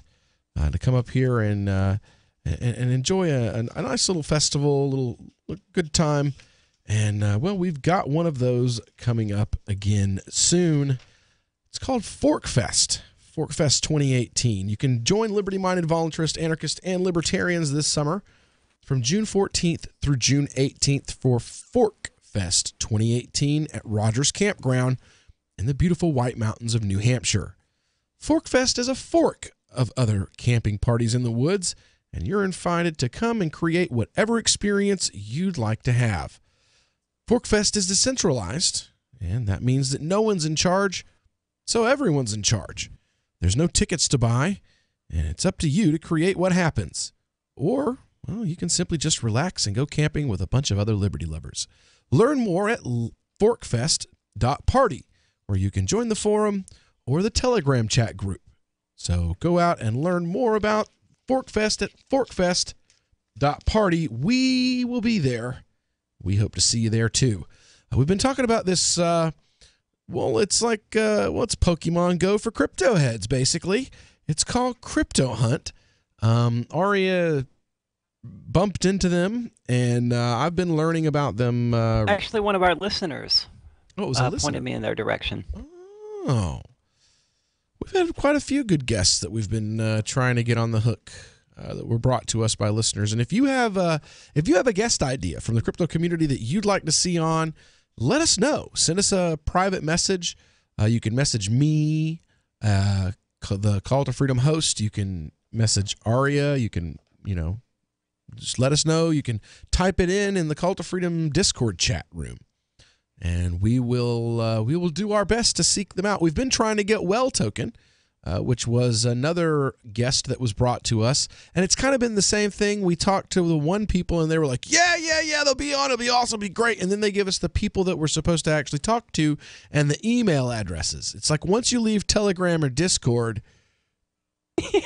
Yep, that's exactly right. That's the end of getting a hold of these people. Because once they give you an email, you just never hear back from them. Or if you do, it's very rare. So, but we have been trying to get guests on per, a lot of your suggestions. So we are trying to get some of those. So if there are guest suggestions you've made, know that we have contacted or attempted to contact the developers of those efforts. And we just haven't been able to get a date hammered out. VertPig is another one. We really want to get them on. They don't want us to do any promotional work for them. We have 10 Vert coins in our Vertcoin wallet that were put there by a listener specifically for the purpose of promoting VertPig. And they said they're in their beta phase and they're really not ready for any kind of promotion, and have asked that we hold off, and that, basically they'll come on the show, and when they come on the show, that means it's time for promotion.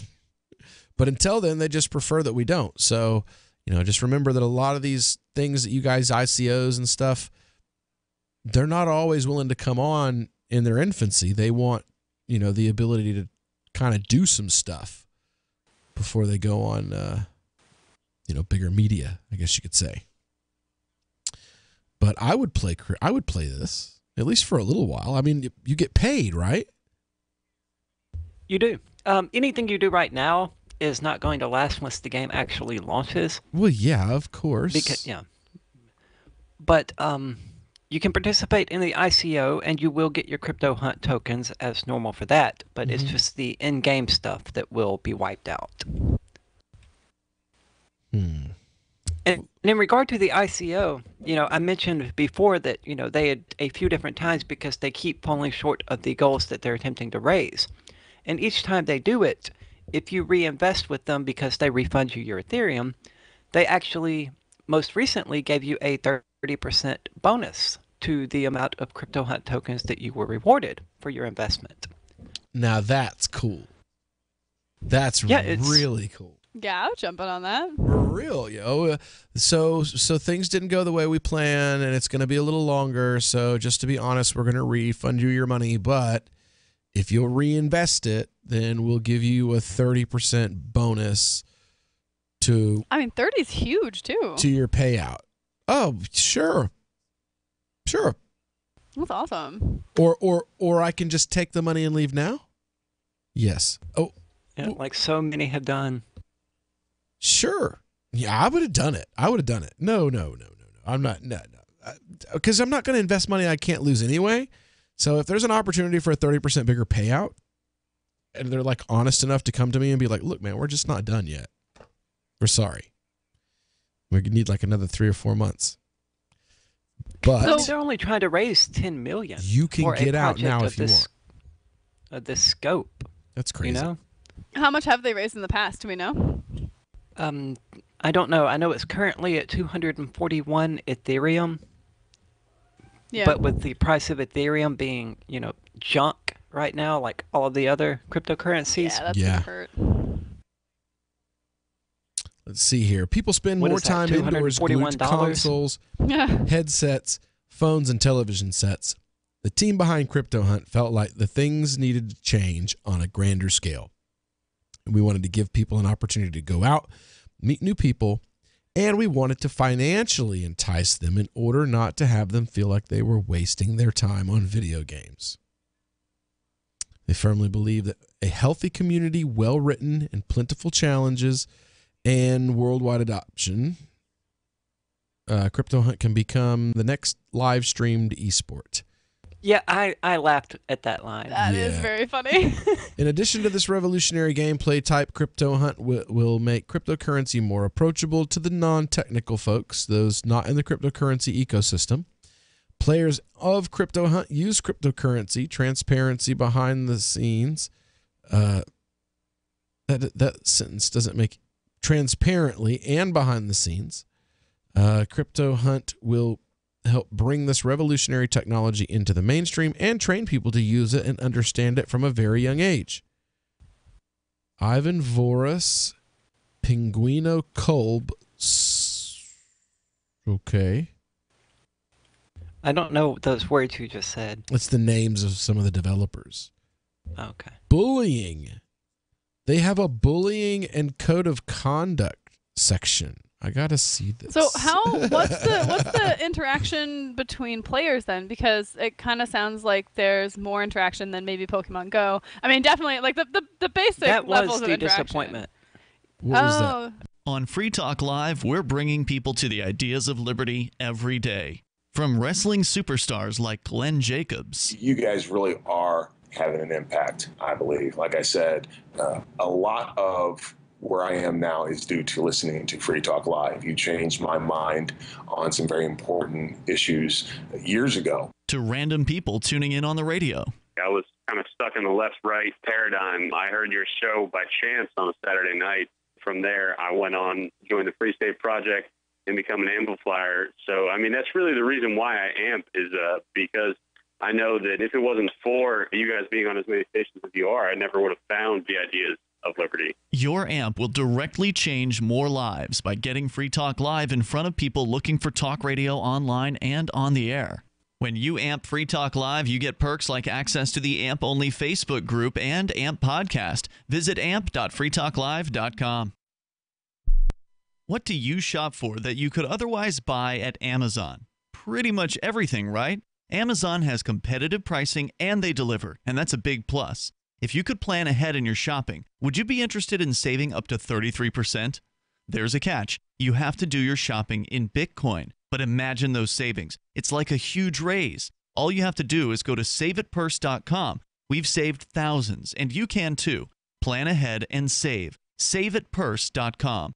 The Free State Project has reached its goal of 20,000 liberty lovers who've pledged to move to New Hampshire and get active to achieve liberty in our lifetime. Perhaps you're trying to figure out what part of New Hampshire should be your destination. If so, consider Keene. You'll find more than 150 reasons to move to Keene at move.freekeene.com. Keene is famous for its historic, publicity-generating activism, as well as being the liberty media capital of the world. It's home to freekeene.com, New Hampshire's destination for liberty activism, news, and opinion. For years, we've been compiling over 150 reasons to move to Keene at move.freekeene.com, where you'll learn about some of what's happening here and what makes Keene a great place to live. If you love liberty, you'll probably enjoy anywhere you end up in the Shire. But do your due diligence first. Please visit move.freekeene.com for the full list of over 150 reasons to move to Keene. That's move.freekeene.com. LRN.FM now has a Discord. Discord is a free text and voice chat platform, and we now have our own server with a bunch of channels at discord.lrn.fm. You can join other listeners as they chat about various things during our live shows, or anytime, day or night. Discord software is available cross-platform, so you can have it on whatever device you want and take your chats anywhere. Join our Discord at discord.lrn.fm. That's discord.lrn.fm. This is Michael Dean from the Freedom Fiends. I've run websites since 1996 and have used over a dozen web hosts in that time. AgristHosting.com is the only one that hasn't broken my heart. Agrist Hosting's uptime and service is stellar, and their DDoS mitigation is the best I've seen. That's important because if you tell the truth in this world, you'll ruffle feathers. And some people will try dirty tricks to silence your voice. No matter what the haters hit us with, Agrist Hosting keeps our websites online. If you have a mission-critical commercial presence or a world-changing activism site, you cannot tolerate any skullduggery. So go with agristhosting.com. Have a WordPress or blog site, but you're not satisfied with performance or uptime? Or just want raw hosting? Want to pay with Bitcoin? Agrist Hosting specializes in high-performance hosting with personalized service. Go to agristhosting.com and click on the button that says Get Hosted. That's agristhosting.com.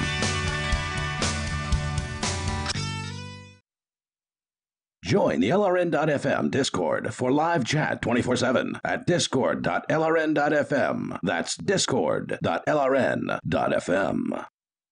You are listening to Call to Freedom's Crypto Hour, brought to you by Helium.com. आप सुन रहे हैं स्वतंत्रता की पुकार के crypto our को, जिसके प्रस्तुत करता है Helium.com.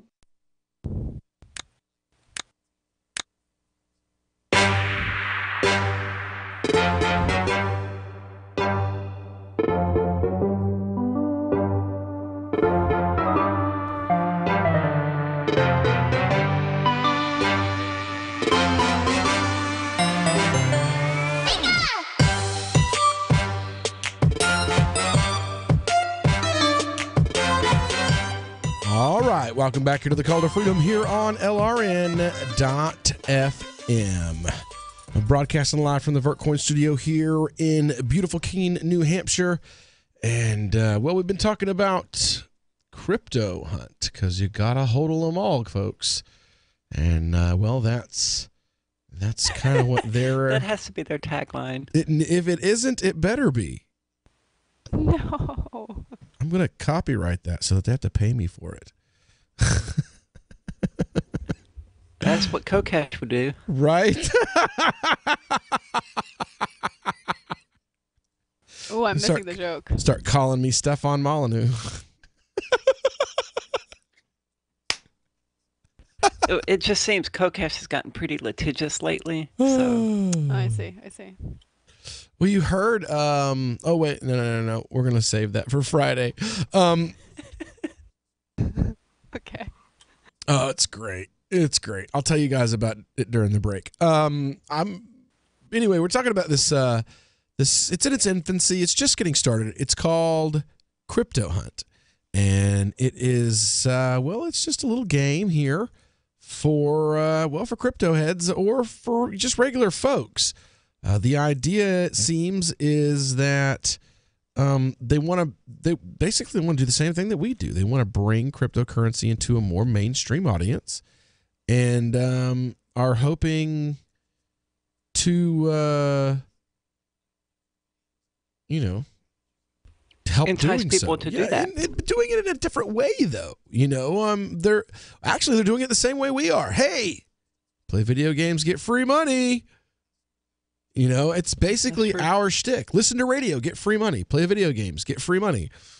Yeah, it's also, it's very much like an entry-level kind of a thing, right? Like if you're trying to bring people in who are kind of nervous and they're like, oh, well, I don't know if I want to buy and sell and trade and all these things in these currencies, but maybe I'll play this game. That seems fine, right? That's pretty good. It's a great idea for the whole crypto community in general because it'll get more people involved. Yeah, absolutely. And that's really kind of the whole point of last I checked. Is that we want to get more people involved. And that's why we try to get these guys on the show. Let's see here. I'm looking at some of the stuff in their white paper. There were some things... so we were looking at socialization, right? Yeah. Yeah, I didn't see any explanations of what sort of direct person-to-person interactions the game might actually feature, though. Did anyone else? No, but I was looking at their code of conduct and bullying policy, and it gives me the impression that there will be quite a bit of it. What does that policy say? Well, it says the game was going to have a strict code of conduct for players that they'll need to accept before joining and a very strict anti-bullying policy. There'll be no tolerance of any kind of abuse, either in online mode, in-game chat, or out and about while playing. Any player proven to be abusive to another player, either through words or direct physical or indirect abuse, preventing players from reaching certain objectives to make the game less enjoyable, will be banned without reproach. We're building an inclusive community where everyone should feel welcome, and while some discomfort is a natural part of life, abuse definitely isn't. So no Verge fans. And no Bitcoin Cash fans. No Bitcoin or Bitcoin Cash fans. No Verge fans. Who else has a fan base that's just like insane? Verge is the only one that comes to mind for me. Ripple fans, man. Yeah. Jesus Christ. But it's regulation friendly. Okay. I don't know what that's about. It is. It's regulation friendly. Aria, you were going to talk about proof of cheat. Yeah. What was this? You said there was something else you wanted to cover. I was talking earlier about how I cheated when playing Pokemon Go, right? And ideally not ideally, but theoretically the same thing would work here. You would just use a GPS spoof and trick the game into believing you're actually out there playing the game instead of sitting at your home pretending to be playing the game. But they've actually got systems designed where if you find a way to cheat and you submit it to them and, you can prove that it actually works, they reward you with Crypto Hunt tokens. Ooh. And it's kind of like how Google and other companies pay hackers to find hacks. Okay. Except this hopefully will help the game become more fair for people who actually play it.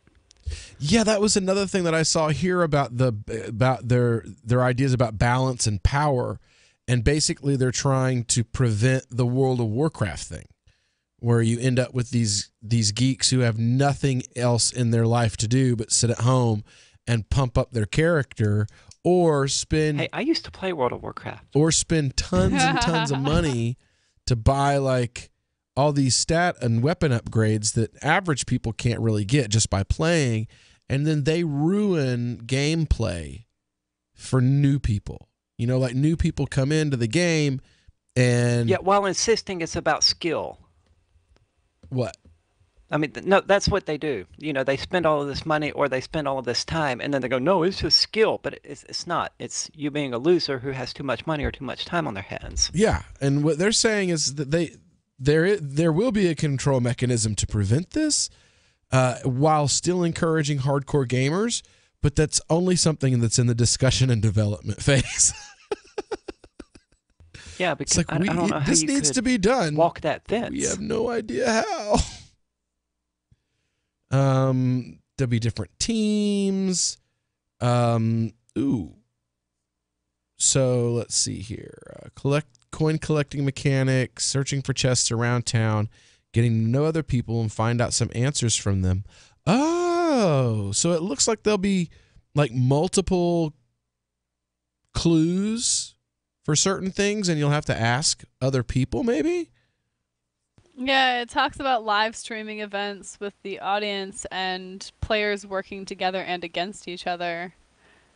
So like teams would actually have to work I love the together. concept, but I do not see Crypto Hunt being live streamed as any kind of esport. I just don't see it.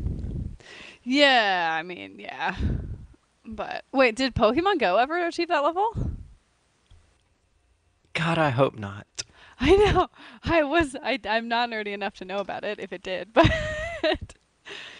But, I can just picture, ESPN-style cameras and kids running all around, the park, hyper-competitive Pokemon Go. on their cell phones. That's terrifying. Just like tripping and face planting into the mulch. Like, whoops, I couldn't see. Okay, I'm confused. There's this other story that I'm looking at for like the end of Crypto Hour here, and it's got me really confused, Aria. Now, Twitter just banned cryptocurrency ads, right? As did Google. Okay, but here I've got the CEO of Twitter and the payment platform Square telling the Times of London that there will be a single world currency within the next 10 years, and it will be Bitcoin. Wow. I don't know what aspect of that is more insane. I'm confused. Is it over that he here. thinks that all of the other cryptocurrencies are just going to vanish? I don't know. All I know is like you went from I don't want you advertising it on Twitter to it's gonna revolution. Like, oh my Lord, my head's about to explode. Anyway, we'll be back here on the Call to Freedom with more on this completely insane and conflicting story when we get back here on the Call to Freedom on LRN.FM. Looking for a great real estate investment? Consider New Hampshire, which is ground zero for the Liberty Movement. Your first call should be to Mark Worden from Porcupine Real Estate. He's more than just a real estate agent. He's your New Hampshire concierge. Where are the best places to live? Do you want farm, city, the burbs, or forest? Do you want a duplex or multifamily building so that renters pay your mortgage? There are homes in all price ranges in New Hampshire, and Mark can help with financing too. Invest in Liberty and property. Mark Worden can help. PorcupineRealEstate.com Is spreading the message of liberty, cryptocurrency, and peace around the globe worth $2 per month to you? As you may already know, in addition to our internet feed, LRN.FM broadcasts on free-to-air satellite across North and Central America, as well as Sub-Saharan Africa. And we've been available on satellite for free 24/7 since 2010. The LRN.FM free-to-air satellite signal is reaching some of the most oppressive regimes in the world, and there's no doubt our ideas are making an impact. You can learn more about the channel's impact by watching the 3-minute video at fund.lrn.fm. If you'd like to help free minds globally with our ideas of liberty, cryptocurrency, and peace, you can donate as little as $2 per month via fund.lrn.fm. You can help us continue and expand our satellite broadcast to multiple continents. Visit fund.lrn.fm today, and thank you for your help. Don't forget to share the link on social media. That's fund.lrn.fm. Did you know you can get news updates about what's happening with the Liberty Radio Network delivered in the way you prefer? You can sign up for our email updates at updates.lrn.fm. Plus, you can stay in the loop by joining our Facebook profile at facebook.lrn.fm or follow us at Twitter at twitter.lrn.fm. It's all free, so sign up now at updates.lrn.fm for news updates delivered to your email box, facebook.lrn.fm to follow our Facebook page, and twitter.lrn.fm to receive our tweets. Are you tired of governments around the world killing innocent people? Stop using their money. There is an alternative. Bitcoin is a stateless, free market, non-political currency. Bitcoin is money that cannot be inflated or controlled by any state. By continuing to use their money, you're perpetuating the killing. Stop doing it. You have an incredible alternative available to you now. Learn it, use it, spread it. Get started with Bitcoin at bitcoin.com. It's bitcoin.com.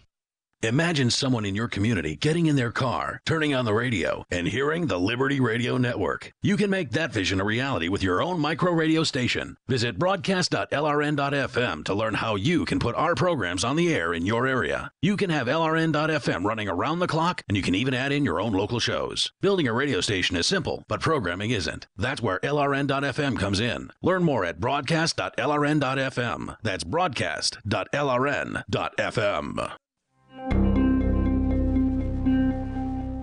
Like many young inner-city students, Chicago area high school sophomore Brandy Perkins struggles every day to motivate her teachers. The frustrated 16-year-old talked to Onion reporters this morning to discuss the challenges she faces in reaching out to her underperforming educators. Connecting with the teachers gets harder and harder every year.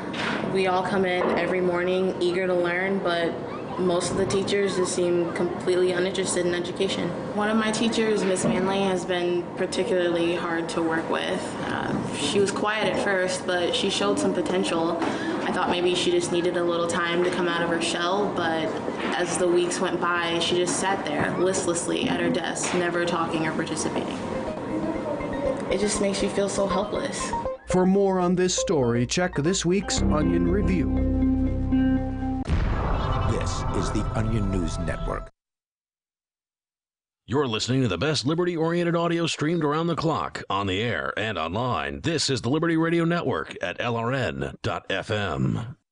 You are listening to the Crypto Hour on the Call to Freedom, brought to you by Helium.com. Unasikiliza Crypto Hour inayohusu wito wa uhuru, imeletwa kwako na Helium.com.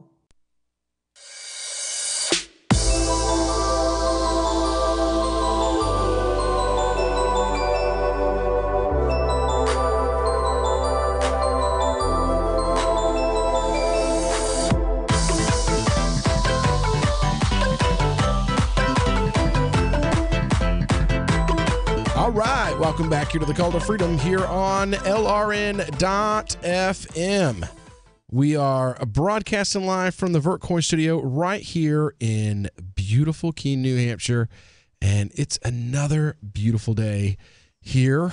We've been talking about this story where the head of Twitter has decided that he has changed his mind about Bitcoin. Either that or he just decided to ban Bitcoin even though he liked it. I'm not really completely clear on that. But we do have a caller in our on-air call-in line on Discord. We have Nat Dog. Nat, you're on the air. What do you think, and why do you think it? Hey, what I'm really thinking about, the Twitter CEO changing his mind about Bitcoin, but banning it at the same time, it's control. His entire company is based in the United States currency or other types, and Bitcoin hasn't hit that stable area yet, like other currencies, Okay.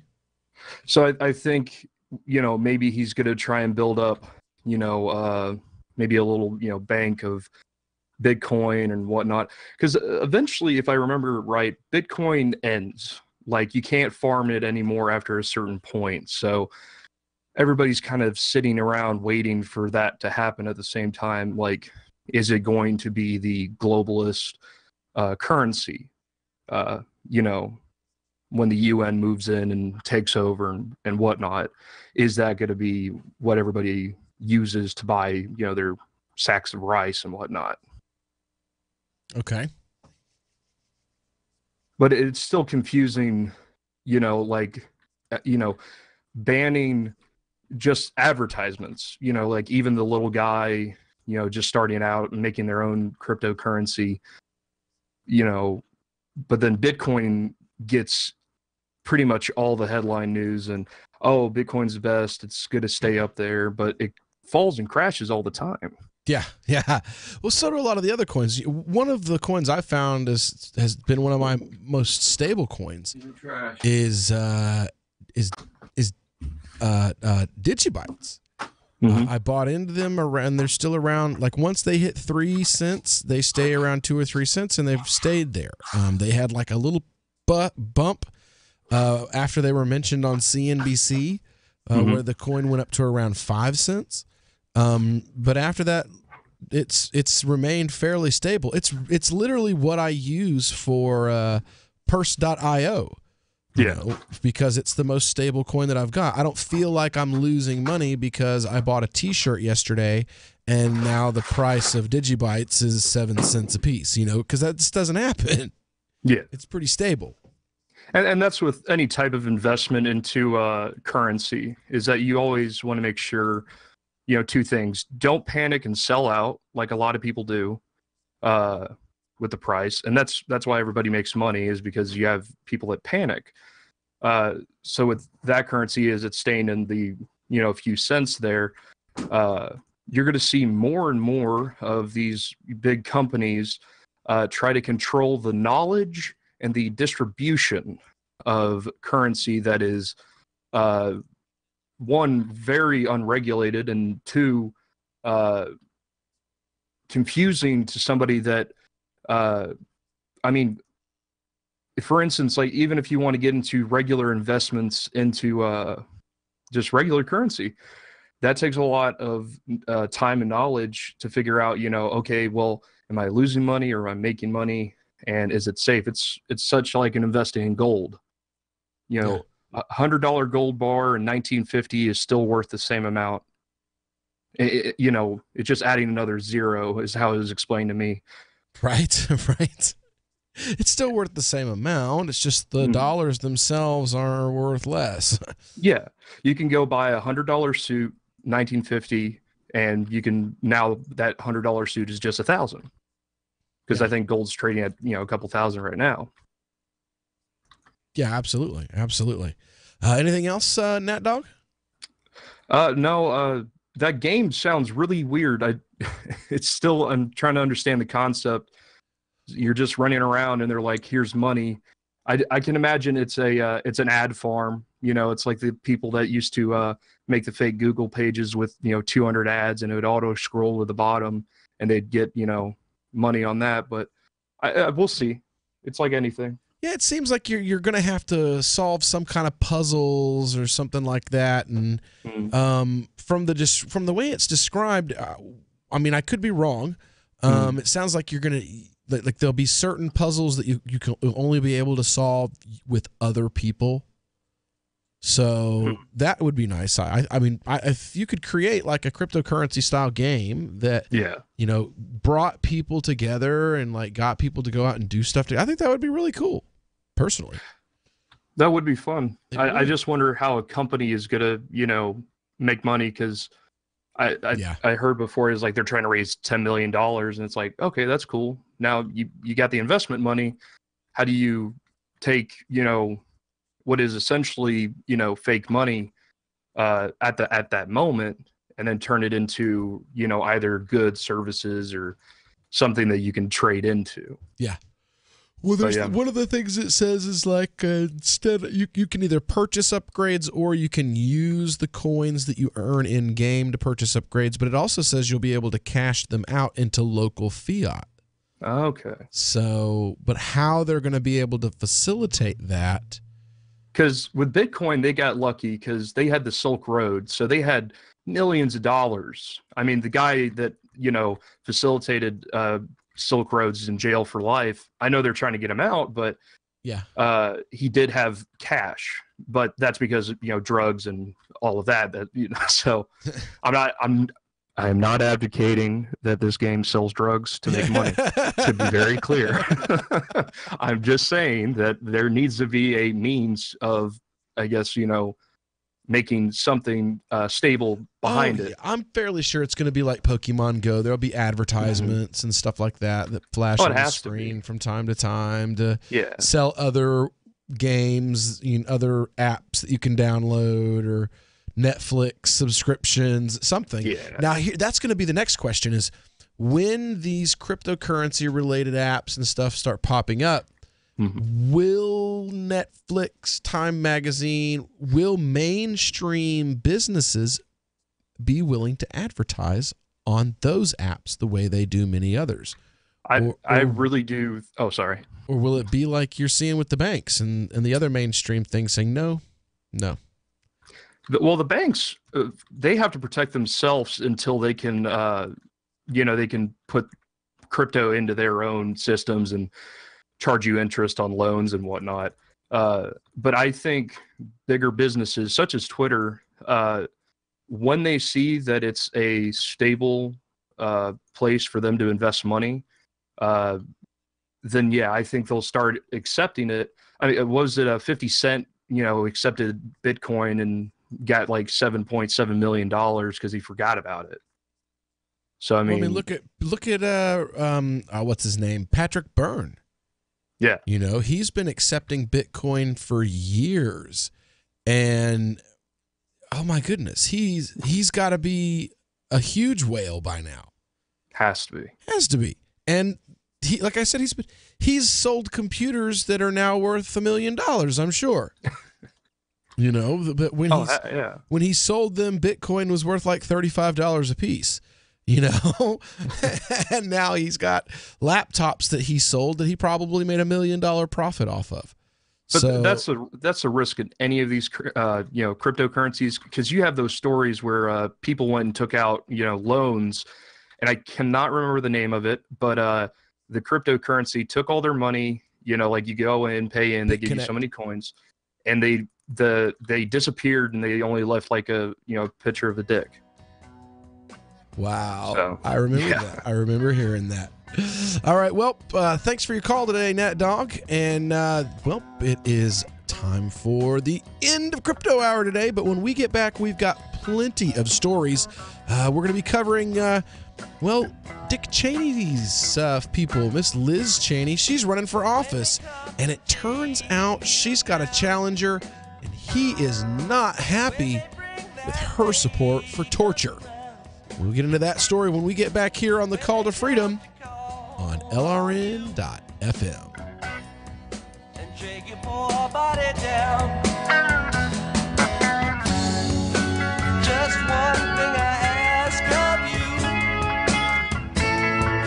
It's just one thing for me. Since time began, tyrants have taken aim at personal liberties. Now there's a movie that aims back. The government has no more right to tell us what to put in our bodies than they have to take our guns or tell us what books we can read. 6 drug police were eaten by bears while raiding a marijuana farm. On your knees, you dirty hippies! Jesus. On your knees! What's the problem, officer? Today, many cops who enforce pot laws do so only because it provides them with cushy jobs, good benefits, and a chance to push people around. I was an undercover narcotics officer. The drug war is nothing but a farce. The Second Amendment says you gotta keep you and your gat intact. Guns and Weed, The Road to Freedom. A film by Michael W. Dean and Nima Vadadi. DVD available now at gunsandweed.com or on Amazon. That's gunsandweed.com. Makes the perfect gift. Remember, that's gunsandweed.com. The three most important things you can do for LRN.FM are 1. Let your friends know you're listening to LRN.FM on your social networking profile. 2. Buy the things you buy online through shop.lrn.fm. 3. Give $5 a month to the AMP program at amp.lrn.fm. It's my firm belief that the AMP program is the best use of your charitable dollar among liberty-oriented groups. Support all your favorite organizations, but make sure you give $5 a month to the AMP program at amp.lrn.fm.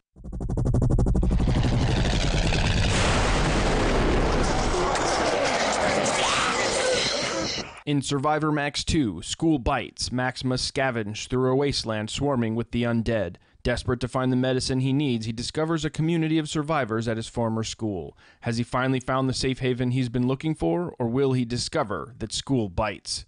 Look for Survivor Max on Facebook, read reviews on Amazon, and read Chapter 1 at survivormax.com. More of the Call to Freedom is coming up next, live after the news on the Liberty Radio Network at LRN.FM.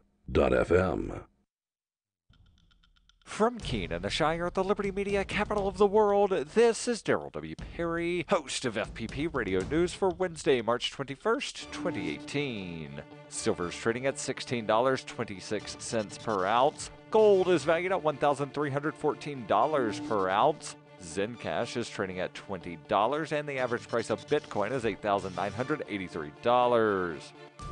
Antiwar.com reports SJ Res 54, the Senate's War Powers Act challenge to the U.S. military involvement in the Yemen war, was killed on Tuesday by the Senate, meaning it will not get a floor vote. The bill noted that Congress never authorized the war with Yemen and would have compelled the U.S. to withdraw its participation. The bill did finally manage to get some debate in the Senate earlier on Tuesday, in what Senator Bernie Sanders of Vermont, one of the three co-sponsors, called a cowardly move. However, the Senate never voted on the bill itself, instead voting to table the bill without allowing a vote. The vote was 55 to 44. The bipartisan bill was presented by Senator Sanders along with Senators Chris Murphy of Connecticut and Mike Lee of Utah. The vote to kill it was largely split on party lines, however, with few Republicans resisting the leadership. Senator Bob Corker of Tennessee led the vote to kill the bill, arguing it would lead to a Wild West debate. The Trump administration largely resisted the bill, arguing that Saudi Arabia would be mad if the U.S. withdraws.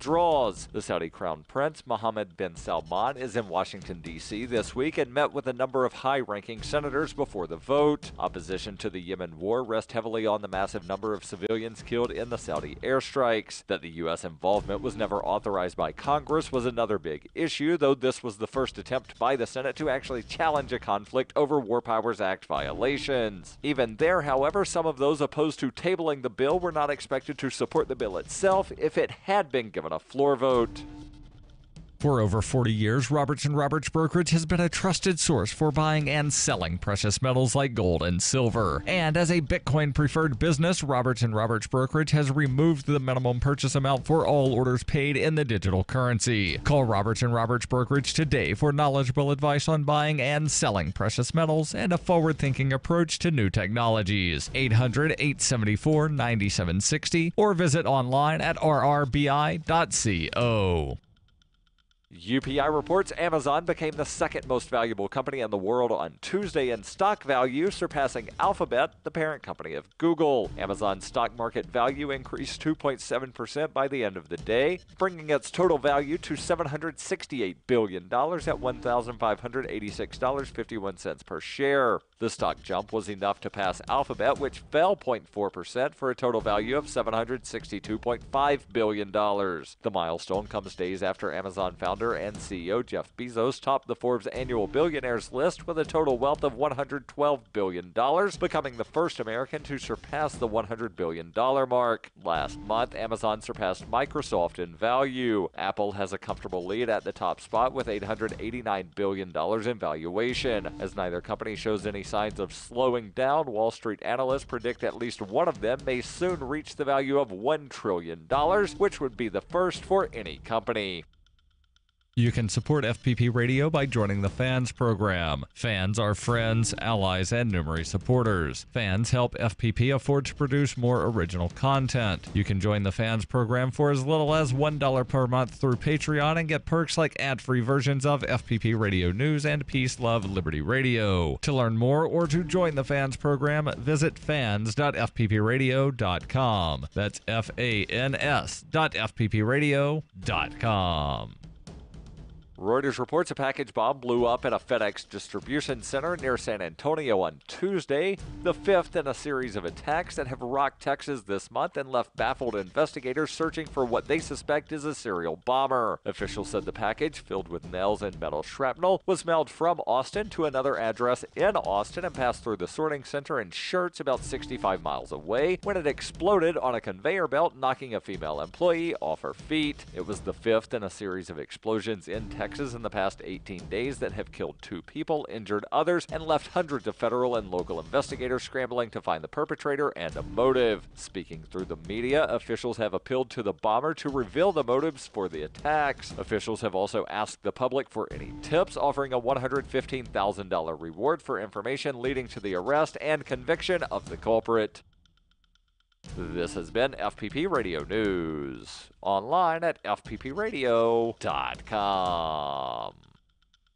A fully leveled up video game character marvels at how far he's come, and the milk rushing through a jug handle is having the time of its life. This is The Onion Week in Review. This week, top executives from the U.S. financial sector announced they're about ready to ruin the world again. Representatives from all major banking and investment institutions said that more than enough time has passed since they last caused a major global economic meltdown, and confirmed they're pretty much fully prepared to bring about a brand new worldwide financial crisis. We feel like we've given people enough time to get comfortable again. Consumer spending has increased. Housing market has rebounded. So yeah, we're all set to go ahead and ruin the global economy again.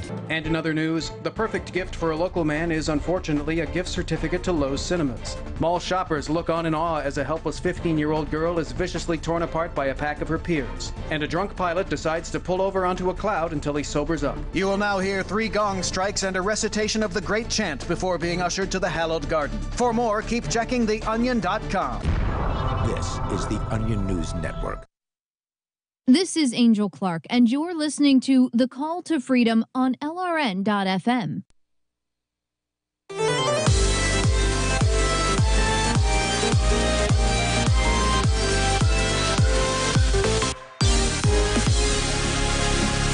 we go, off the rails. You know, it's time to raise ourselves. It's freedom like you never knew. Go back or past, say the word. All right. Welcome back into the Call to Freedom here on LRN.FM. It's the final hour here of this live broadcast here from the Vertcoin studio.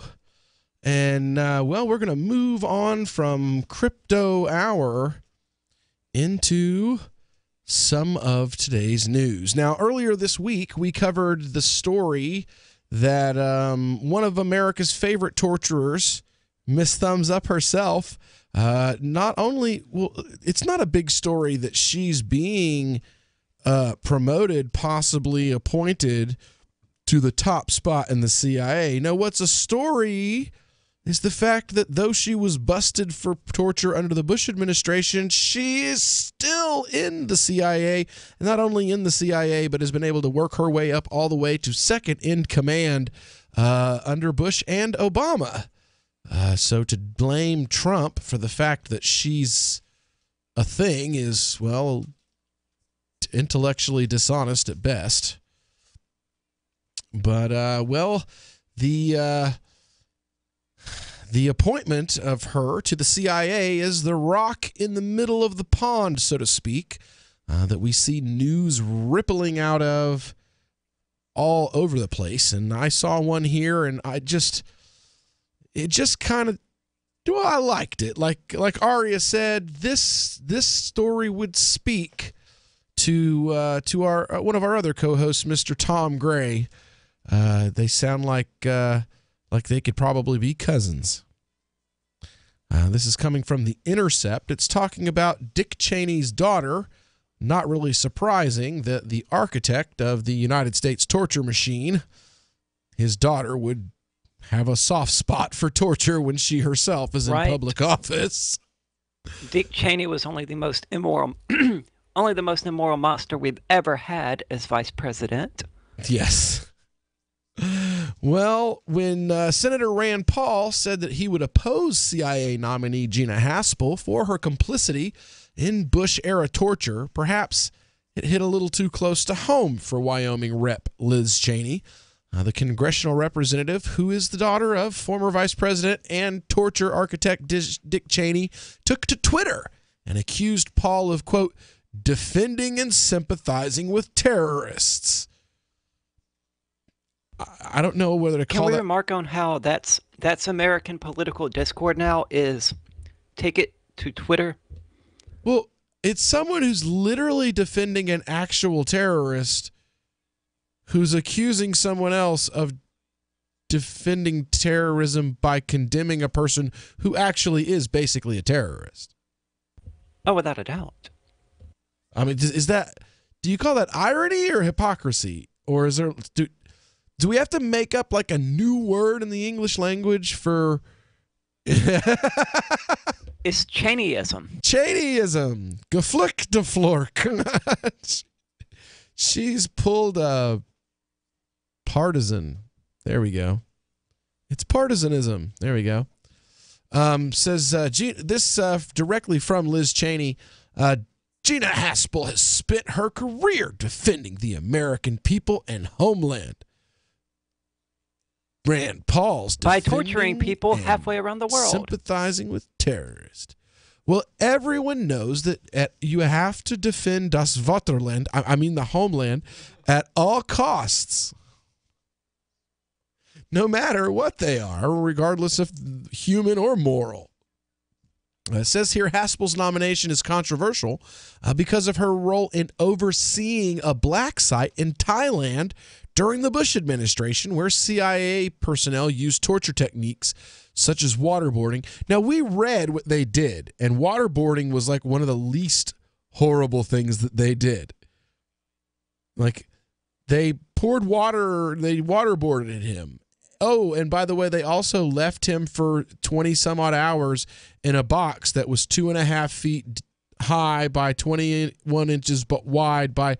Oh, you mean they folded him into a ball, shoved him and locked him in a box, and left him in a room for hours? They broke him to the point where he would lay down and willingly be tortured. Literally broke the man to the point that they could, the head torturer could raise his eyebrow, and the man would stand up and go lay on the waterboarding bed. Or go over and sit on the bed. And the man would snap his fingers twice. And the man would lay down and assume the position and wouldn't fight or struggle as they locked him down in order to torture him. They literally tortured the man to the point that he was trying to let them drown him. He was no longer resisting the water going into his lungs, and he died on the table and had to be resuscitated. And this woman, not only did she oversee that, but when people said, hey, we think that we're breaking the law here, this is kind of going over the edge, people are literally getting sick while they watch us do this, her response was, it's really not helpful when you put stuff like that in writing. Could you not do that anymore? And this woman has sat in her position. Well, she didn't sit in her position. She's worked her way up through the administration of the CIA under Bush and the Messiah, God King, the liberal wonder of the world, Obama. Oh, wait. But I thought it was all Trump and the Bush and the Republicans' fault. I thought the only people that if Hillary had gotten elected, if Hillary had gotten elected, we wouldn't be having this argument about this woman being appointed. It would be misogyny. Misogyny. You just hate women. if this was if Hillary had won, this woman would probably still be getting the same appointment, and every person who says that they're not okay with it would simply be a misogynist. Aria? Sorry. I mean, there's so much there to unpack. But I mean, Hillary is the psychopath who laughed when she said, about Gaddafi, I think it was, we came, we saw, he died. Laughing about the death of another human being. In any kind of context, that's horrible. She's never been a champion of, women's rights, ever. And wasn't she the person who said it's amazing what you'd find if you drag $100 through a trailer park about Monica Lewinsky?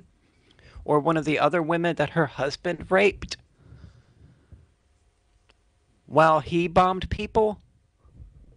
It's lunacy. You mean they're all... You mean when he got caught with his willy stuck in the help, so he bombed a Tylenol factory in Somalia in order to take the national attention off of what he was doing? You talking about that? Is that the what did Tom just send us? Yeah. I mean, that's the same event that we're talking about, right? Anyway, the story from The Intercept I here, mean, it's no surprise that... Yeah, exactly. Says here, the Arizona Republican Senator John McCain, too, evinced some skepticism about Haspel's nomination. Cheney gave him a Twitter tongue lashing as well. Quote, "The enhanced interrogation program saved lives, prevented attacks, and produced intel that led to Osama bin Laden." Really? So she tortured a guy in 2002, and somehow that's how Obama supposedly killed bin Laden in 11? Well, I mean, we know that's not true. I mean, there have been countless reports about how the torture program led to absolutely no terrorist act being prevented or thwarted or anything. It's proven completely pointless in that aspect. That's what all the research says. Even I love My Magic Mud. I drink a lot of coffee. I had stains on my teeth. Then I found My Magic Mud, and I was told it would remove stains. So I paid attention when I brushed the first time. My Magic Mud is black tooth powder, and the difference it made in my teeth in one application was noticeable. With 4, my teeth were as white as you normal folks out there. Please go to mymagicmud.com and buy a jar. There's 150 applications for $25. You can use Bitcoin, mymagicmud.com. The Shire Free Church offers a sanctuary to those seeking an escape from state churches. The Shire Free Church is an interfaith, diverse group of people that may not share identical theological beliefs. As a member in or minister of the Shire Free Church, you are a sovereign individual and may be the faith of your choice. We don't claim to have all of the answers. We are open to all peaceful people. We want to learn from each other. What unifies the Shire Free Church and its diverse members is peace, love, and liberty. There are many paths to God, one for every individual. The Shire Free Church does not define a specific path beyond those parameters that must be your foundation. Peace as your way, love as your guide, and liberty as your light. Learn more at church.shiresociety.com. That's church.shiresociety.com. Did you know we've taken our LRN.FM telephone listen line to a new level with the LRN.FM audio on demand line? Now you can call 712-770-8447 anytime and listen to LRN.FM's live feed. And you can listen to a bunch of our original shows on demand. Long distance fees may apply. Just dial 712-770-8447 and choose from the menu. 712-770-8447. Ross Ulbricht was convicted in early 2015 of running the infamous Silk Road Underground Market. The Silk Road was a gift to humanity and helped reduce the harms brought on by drug prohibition. For this good deed, Ross has been sentenced to life in prison with no possibility of parole. Now, an appeal is Ross's only chance, and he needs your support. Please visit freeross.org, where you can contribute via various methods, including Bitcoin. Visit freeross.org. That's freeross.org. Some of you asked, and now we've delivered. LRN.FM's live Keene, New Hampshire studio shows are now streamed in HD on Twitch. Visit our channel at twitch.lrn.fm and give it a follow. If you have Amazon Prime, you get 1 free subscription on Twitch. If you use it on our channel, Twitch will give LRN.FM a monthly piece of your Prime subscription cost. So please watch, follow, share, and subscribe to twitch.lrn.fm. That's twitch.lrn.fm. Why did you move to the Shire? I moved here to the Shire because there's other people around who take liberty just as seriously as I do. I moved to the Shire because I saw videos of people challenging authority and thought that I could get support myself. It called to me, like, do this right now. I wanted to be around people like me who got it, and once I got here, I knew there was nowhere else that I wanted to be. I've always wanted to change the world, so I moved to the Shire to join people who were actually working towards doing the same thing.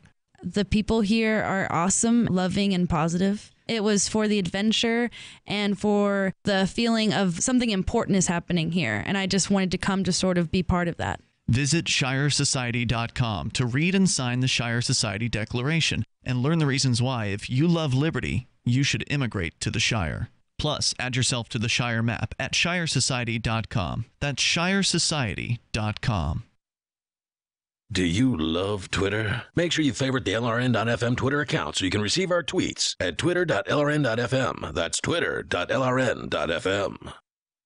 You're listening to The Call to Freedom on LRN.FM. تستمتعون إلى برنامج نداء للحرية مباشرة على LRN.FM.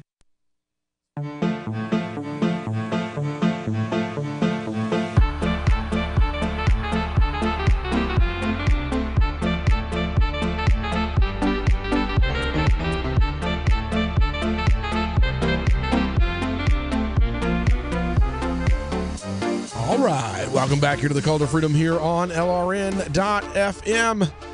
We're broadcasting live from the Vertcoin studio here, and I'm joined live via remote by, our crypto queen herself, Miss Aria Demezio.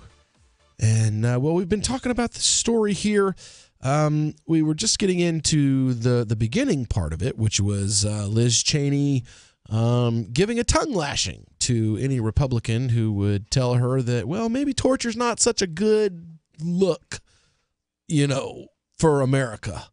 But her response to that is, how dare you slander the brave men and women who carried out this crucial program? Wow. It's kind of scary. Yeah, responses like that, they're terrifying. To think that there is still anyone today who supports torture, who actively supports it, not just, well, it's a necessary evil, which would still be horrific, but to go a step beyond that and say, oh, no, this is a good thing. Yeah. That's the most horrifying thing in the universe today. I've got this here.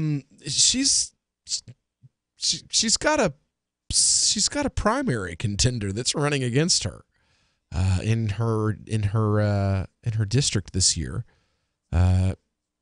Says her salvo at Paul drew fire from the lone declared challenger in the GOP primary for Cheney's at-large Wyoming congressional district.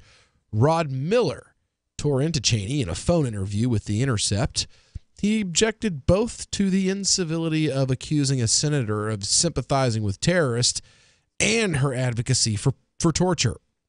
Quote, whether or not you agree or disagree with Rand Paul, he's a sitting U.S. senator and he represents the people of his state. He should be accorded respect and civility due his position in the Senate. And for Cheney to tee off on him and accuse him of language like that In my mind, it's another step towards what I consider destructive polarization in our political lives today. Cheney's office did not respond to a request for comment. The people of Wyoming, Miller continued, don't believe the government should be able to torture people. We're really a red state. We're crusty old conservative cowboys and miners. We're rough and tough and opinionated. We are not torturers, he said. To have our at-large congressman, our only member of the U.S. House of Representatives, defend torture indicates to me that she doesn't know the good people of Wyoming as well as I do, because we're not the state of torture. Patriots, yes. Support the military, yes. But torture, no.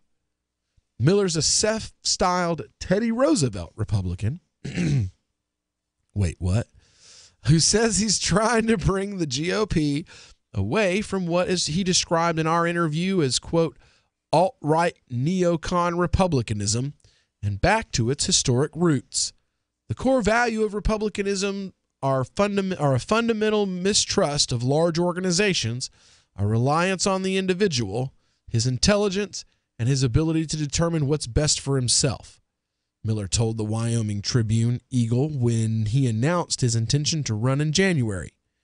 Now the Republicans are supporting Goldman Sachs and huge corporations and hedge fund managers. Monolithic institutions are their base now, instead of individuals. Teddy Roosevelt, he'd not agree with that. Cheney was... He sounds like an anarchist plant. Right? Cheney, who was elected to Congress in 2016, lived in Wyoming during the 70s and 80s when her father was campaigning for and serving in Congress, but she spent most of her life outside the state. Miller, on the other hand, has deep ties in the Equality State. He's a fourth-generation Wyomingite, was born and raised on a cattle ranch in Carbon County, and is in the state's southern region. From 1984 to 1994, he worked as a federal land planning coordinator and range resources analyst under two governors, Edgar Herschel and Mike Sullivan. Unsurprisingly, he's made defending public lands from corporate exploitation part of his message. It's really awesome to have this person standing up to this torturer and say, we're conservative people. He might as well say we have Christian values. And, we're conservatives, we're Republicans, but we will not torture. That's really awesome. Kudos, dude. Right. It says here, Teddy Roosevelt, with his deep conservation ethics, would be angered by the attacks on national monuments and public lands by the Republican Party today. Roosevelt would probably roll up his sleeves and do some trust busting with the megacorporations and the big banks that are managing our civic life today. The state is one of the most GOP-dominated regions in the country. President Donald Trump won 70% of the vote in 2016, and in Congress, both its senators are also Republican. Wyoming has a semi-open primary system, which means that voters have to be registered with a political party in order to vote in its primaries, but they can register on Election Day. For Miller, that means he could conceivably develop a voting base not just of disaffected Republicans, but also independents and Democrats who could change their party registration on voting day to participate in the primary. As of this writing, there's no declared Democrat challenger to Cheney. Cheney has an edge in the race, being the incumbent and already having $400,000 in her war chest. Miller, who will be officially launching his campaign at the end of the month, understand that it's going to be an uphill race, and he plans to make Cheney's campaign finance advantage a liability by pledging to reject PAC and out-of-state money. The majority of Cheney's campaign funds are PAC donations, with the second highest being large individual donors. Small donors, defined as individuals giving $200 or less, comprise just 0.67% of her entire campaign fund. So basically, normal people comprise just over 0.5% of her campaign. She's the person of the people. I mean, she's Cheney's daughter. Yeah. So she's the devil.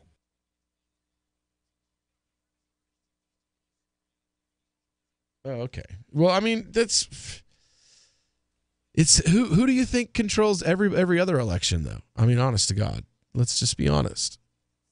The guy who's running for election in your district, if you went and looked, I bet he's probably got 5% or less of the money that's paying for his campaign comes from people in. Yeah, Roger Wicker's a total big bank, big corporation Republican. Exactly.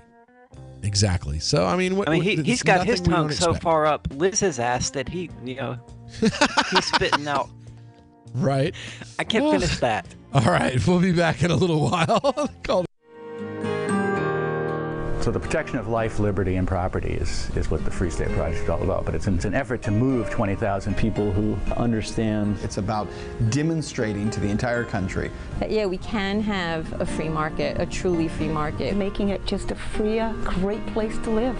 It's the world's largest voluntarist libertarian community, and it's only getting bigger. That's amazing, to be able to move to a place where other people passionately believe in being free and independent. What the Free State Project is managing to do, though, is to put their money where their mouth is. It's physically getting up across the country and saying, let's go someplace and let's demonstrate the power of these ideas. There's a lot of kind of philosophy that surrounds liberty. There's a lot of thinking about it and talking about it. But here in New Hampshire, people are doing it.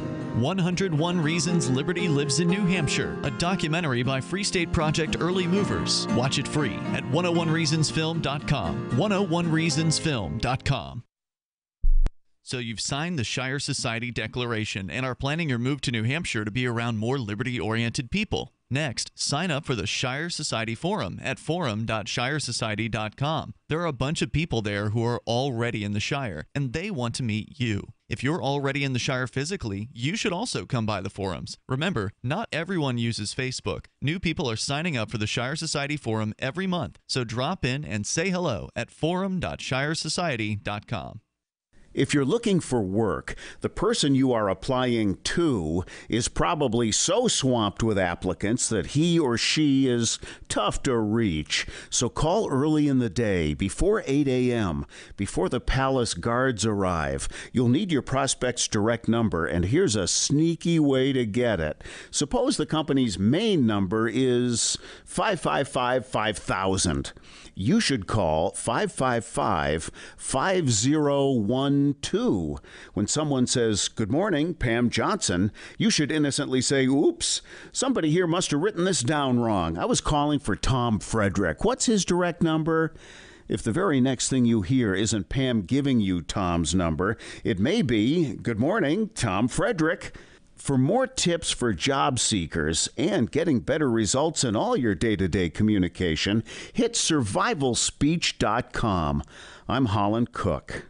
Did you know you can listen to LRN.FM via our free-to-air satellite channels? We have channels over nearly all of North America and much of Africa. All you need is an affordable receiver and a dish as small as 30 inches. There are no monthly fees. Learn more at sat.lrn.fm. Plus, if you are a broadcaster or want to be one, this is a good delivery method for our content. See our coverage maps and get details at sat.lrn.fm. That's sat.lrn.fm. sat.lrn.fm.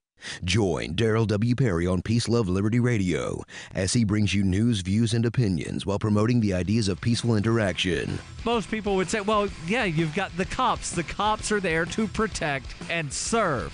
Wrong again. In theory, the cops are there to protect and serve, but in reality, there is no duty to protect. Cops are not obligated to offer any protection. If you are giving allegiance to a government in return for some sort of protection offered by the government, but that government is not obligated to protect you, then why are you giving allegiance to that government?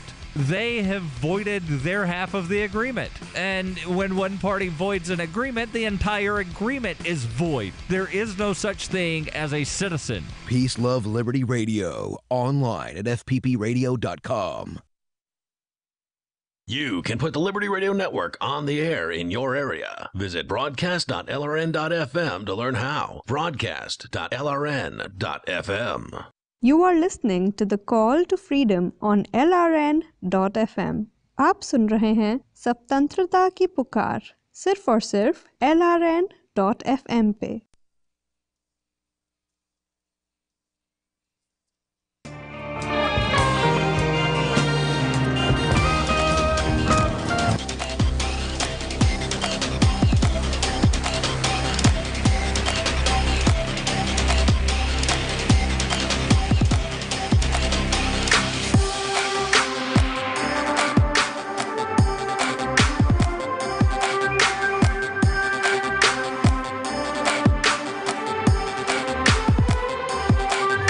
Welcome back to the Call to Freedom here on LRN.FM.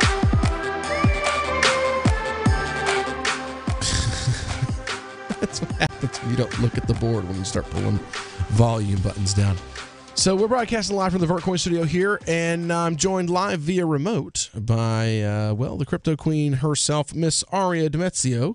And we've been talking about how, big donors are controlling Liz Cheney's campaign, and she's she's a big fan of torture, and the guy that she's running against isn't, and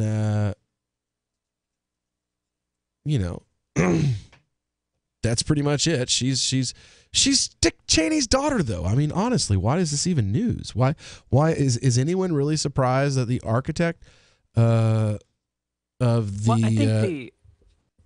I think the newsworthy part is that someone is standing up to her. At least as far as I'm concerned. Because we need more of that.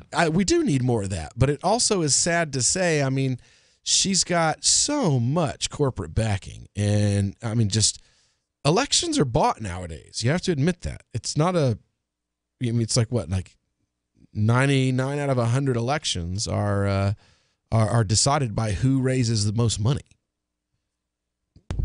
Oh, without a doubt. Yeah. It says here, there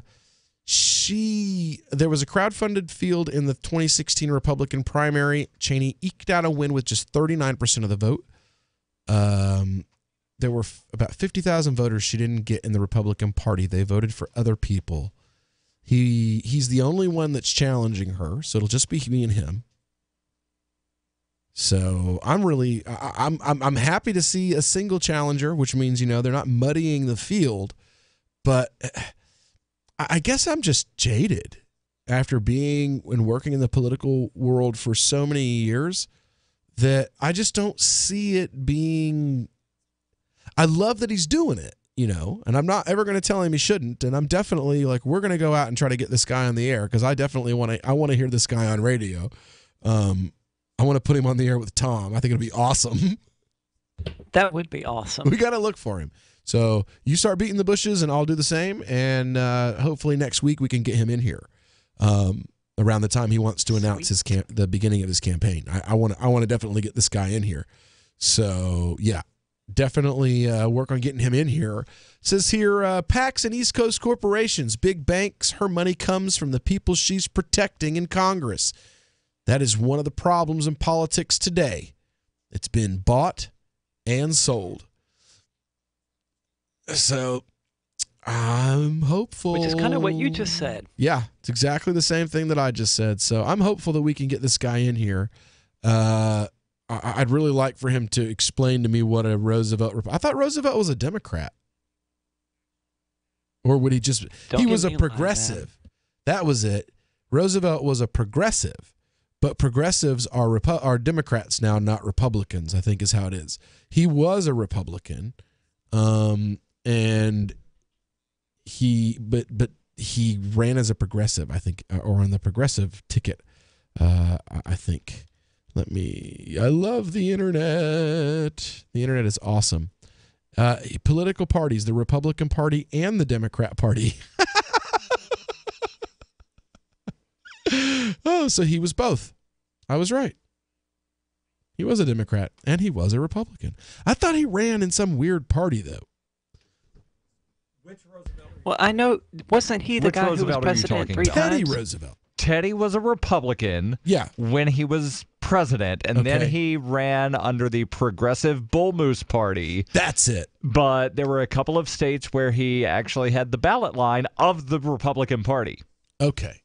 I thought he ran for a party that was specifically called Progressive. I thought that. Yes, and the logo was the Bull Moose. Yeah. Which is why it was often called the Bull Moose Party. So by today's political standards, he would be a far left-leaning Democrat.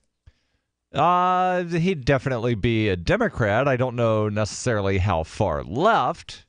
Well, with his let's take all of this farmland and make it government property, I mean, he did kick thousands and thousands of people off of their farms.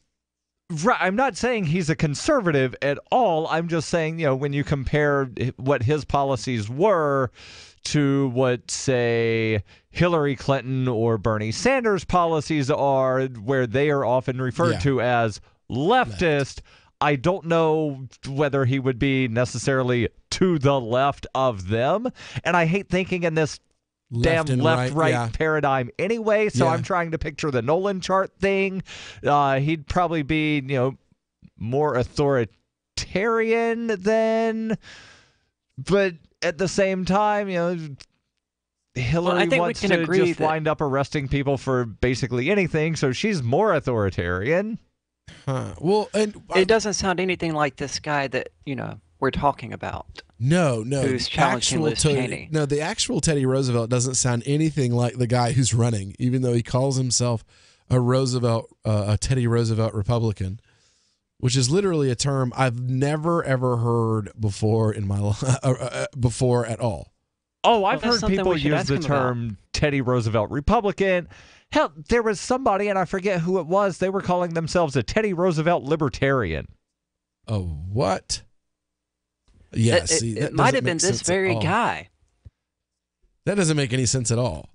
Robert Milnes.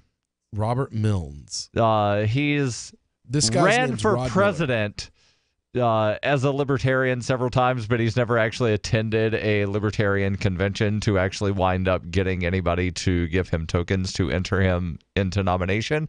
But he calls himself a Teddy Roosevelt Libertarian. That's hilarious. Yeah, and he advocates He advocates this thing called the Progressive Libertarian Alliance strategy, to where he just wants some progressive woman to be his vice presidential running mate. He doesn't care who it is. Just some woman. Yeah. I mean, does he want an actual progressive or a Hillary Clinton progressive? Just somebody that's a progressive. If you ever go to his website, and I don't know if his website still has some of the lunacy, he makes Derek Michael Reed look sane. Hey, he's a better candidate than Bill Weld. But there were posts on Robert Milnes' website a couple of years ago about how the CNN anchors were somehow watching him through the television, and they would watch him pleasure himself. Hold on. And he posted about this on his website. The part that he was... Which is the insane part, that he thought CNN was watching him, or that he was pleasuring himself while watching CNN? All of the above. Right on. And that he would post about it publicly on his campaign website. Oh my God. What was this guy's name? Robert Milnes. Now, this guy's name's Rod Miller. Says a little about him. I wouldn't enter if I didn't intend to win, and it's not gonna be a landslide, I don't think, but I like my chances. There's enough disenchantment in Wyoming. Liz has a great name, but she had to move here from Virginia to be a congressman. I think that doesn't really work in her favor. I love this guy, man. I can't wait till we get him on the air. I want him on the air. We have got to get him on the air. When we get back, we're going to continue on with this and your calls as well. Give us a call, 603-283-6160. The new 4th edition of Healing Our World, The Compassion of Libertarianism, will take your understanding of liberty to a deeper level and has over 1,300 updated references, new cartoons, and a foreword by Dr. Ron Paul. With discounts for multiple book purchases, the 4th edition of Healing Our World is a great gift for the liberals, pragmatists, environmentalists, and Christians in your life who think libertarianism is cold-hearted. Get yours today at healing.freetalklive.com and use promo code FTL for a $5 discount. Is spreading the message of liberty, cryptocurrency, and peace around the globe worth $2 per month to you? As you may already know, in addition to our internet feed, LRN.FM broadcasts on free-to-air satellite across North and Central America, as well as Sub-Saharan Africa. And we've been available on satellite for free 24/7 since 2010. The LRN.FM free-to-air satellite signal is reaching some of the most oppressive regimes in the world, and there's no doubt our ideas are making an impact. You can learn more about the channel's impact by watching the 3-minute video at fund.lrn.fm. If you'd like to help free minds globally with our ideas of liberty, cryptocurrency, and peace, you can donate as little as $2 per month via fund.lrn.fm. You can help us continue and expand our satellite broadcast to multiple continents. Visit fund.lrn.fm today, and thank you for your help. Don't forget to share the link on social media. That's fund.lrn.fm. Here's a chance to do a little activism while you're cruising Facebook, Twitter, or Google+. Between the LOL cats, the recipes, the hot girls, and the inspirational sunrise memes, Free Talk Live's posts pass by your newsfeed. Like them, comment. It gives us more exposure. If you don't see our posts, click like at facebook.freetalklive.com and then hover over it to click Get Notifications. It's an easy way to spread the ideas of liberty a bit further. I know you're busy, but you can spare that 1/10 of a calorie it takes to click on something. facebook.freetalklive.com. Cell 411 is a free app for Android and iOS that replaces government-controlled 911. Cell 411 allows you to preset a group of friends or private organizations to show up in any emergency. Cell 411 is a nightmare for the state because it proves their so-called services aren't needed. Cell 411 has had thousands of installs, and of course it's covered by the BIPCOT no government license. Cell 411 because your friends won't shoot you when you're in trouble. Without the government, who would build the emergency services? You and Cell 411. Get it today at getcell411.com. Now that you've found the Liberty Radio Network at LRN.FM, you may want to help expose others to our great programs. To assist you in doing so, you'll find resources at promote.lrn.fm, including details on how to get a free bumper sticker, quarter-page flyers you can print out and distribute, banners for your website, as well as files that will allow you to make your own custom banners and graphics. Visit promote.lrn.fm and help bring new listeners to the Liberty Radio Network. That's promote.lrn.fm. I've been told no in many different ways. I give you an order and you're going to obey it. George, you can go this way. You can't do that and you have to leave here. You cannot bring signs into the rally. Walk with me. Well, I'm comfortable here, actually. Whoa. Hey. Who do you think you are? Excuse me. There is no video and audio allowed in this office. No, I have work today. You ain't going to make it. Wait a minute. Forget the road. Hey! Oh my God! Unbelievable! Why are you running from me? Because you scared me. What am I being detained for? You're being served. What is this? You're being served. What is this? Bureaucrats have a funny way of telling people no. That's the sound of the men working on the chain. Derek J's Victimless Crime Spree.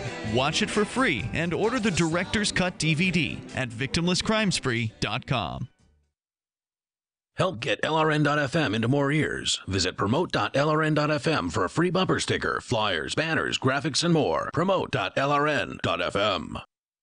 You are listening to The Call to Freedom on LRN.fm. Unasikiliza wito wa uhuru katika LRN.fm.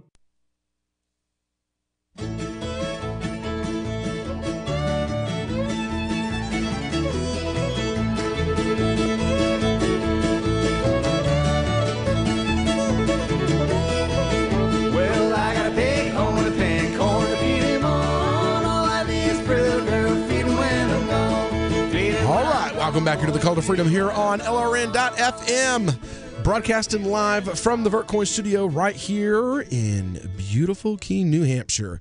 And, well, it is the final segment of today's live broadcast. And we were talking about Liz Cheney. Of course, she loves torture because, her daddy was the, architect of torture here in the U.S. But we had an update. There was a story we covered earlier this week in Crypto Hour from Cointelegraph. And this one, coming from news.bitcoin.com, says no, there isn't child porn on the blockchain. Anyone swiping through the tech news on their tablet this week may have been startled by an unsavory story. Child pornography is permanently encoded in the Bitcoin blockchain, according to mainstream media reports, making anyone who downloads the blockchain guilty of accessing child pornography. Not only is this old news, it's fake news. Understanding why calls for taking a quick look into Bitcoin's code. No one can really recall what Bitcoin was branded at first, a tool for terrorists, drug dealers, or child pornographers. All that can be said for certain is all three canards have been trotted out regularly over the years. Only last week in the U.S. Senate, Representative Brad Sherman expressed hope that a cryptocurrency panel would reconvene immediately after there had been a terrorist attack funded by crypto. But that was last week. This week, it's all about pornography of the worst kind. Child pornography is the topic du jour, thanks to a new research paper that we covered just a few days ago, basically saying that 1,600 files on the blockchain, which is, almost nothing, truthfully, contain text, images, or links to folders with links that link to child pornography. It all sounds pretty damning and has given some of the alarmist headlines the paper has generated. You would have thought the FBI van was speeding its way to every address known to operate a full Bitcoin node. That's not quite how the story goes. If you own Bitcoin, you also own links to child porn, is the Daily Dot headline on the issue. The child pornography on the blockchain story isn't news, and it isn't new. In fact, it was first dragged up in 2013, and it's been revived 6 years on purely because a new paper has given the claim an air of legitimacy. News outlets were quick to jump on the story again, which was widely shared by attention trolls such as Brianna Wu. The false hypothesis comes from the fact that it's possible to encode information in the blockchain. That was how Satoshi famously hid his message in the Genesis block. The Times 03 January 2009, Chancellor on brink of second bailout for banks.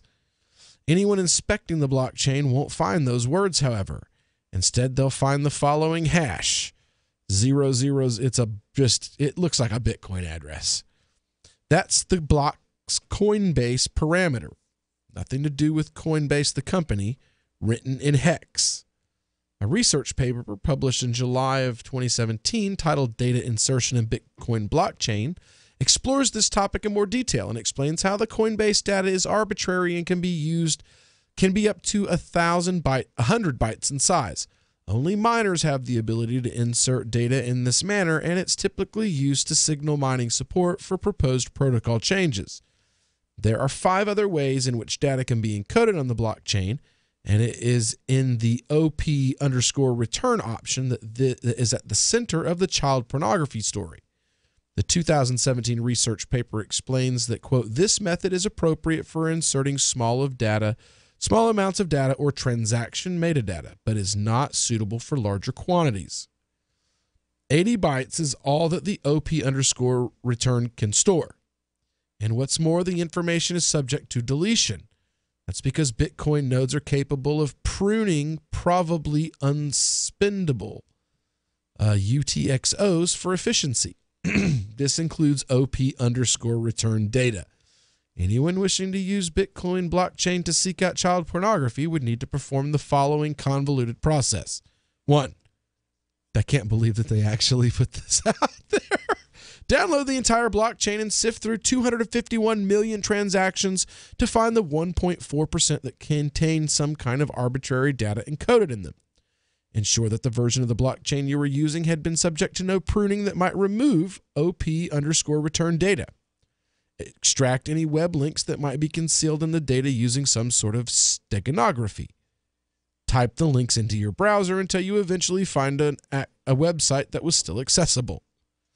So, to assert the blockchain contains child pornography is simply disingenuous and is no more meaningful than saying that the internet contains child pornography. You could live to 100 and never encounter child pornography on the web, because that's not how the web works. And that's not how the blockchain works either. Asserting that there's child pornography on the blockchain would be like strolling through the U.S. Capitol building, dropping a scrap of paper that containing a deep web address, and then claiming... It sounds to me like this Bitcoin.com article is the fake news. Really? Yeah, I mean, it does. He's fundamentally misrepresenting what the allegation is. You know, it's not saying that the average person using Bitcoin, or even the average person mining Bitcoin, is going to find out they have child porn.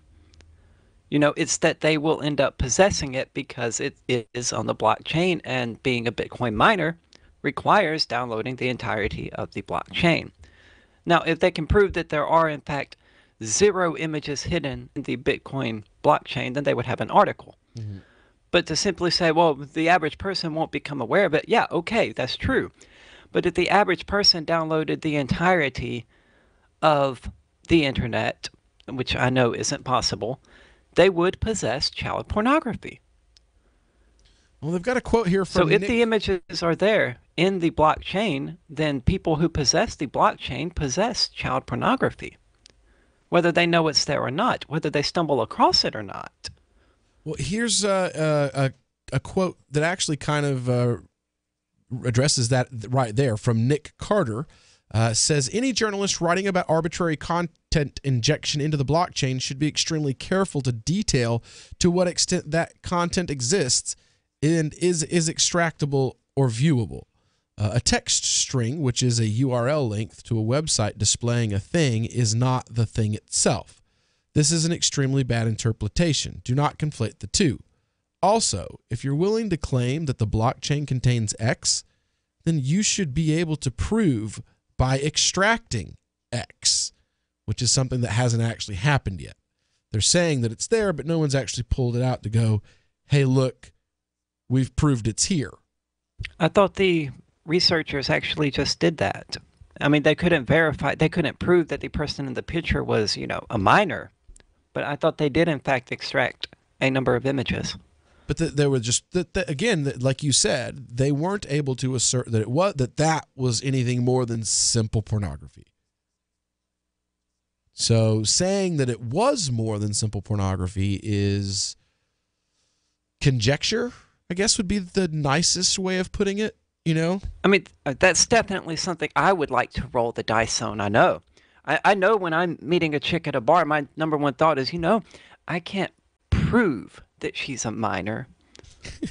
Right? But still, though, I'm not sure if the scientists are saying, well, we don't know what it is, that you really can prove that it's one thing or the other. So, I mean... Which I guess that's true, but it's a weak argument. It's disingenuous to say that it is there, because the scientists haven't actually proven that it is there. They've proven that it, I mean, do they want them to find the girl's birth certificate? In the images, but we don't know. Again, we're back to verification. You know, if you can't verify, I mean, you know, the cops don't care whether you verify or not. I mean, you know, you can look at a girl's ID, it says she's 21 and she's actually 16. Well, you're screwed either way. But, you know, at the very least, it's FUD. You know, it's claiming that they know something that they don't actually know. So anyway, we'll be back tomorrow with more of our normal frivolity here on the Call to Freedom. We'll also have a special guest who wants to give shotguns to hobos. Don't go anywhere. Free Talk Live's coming up next.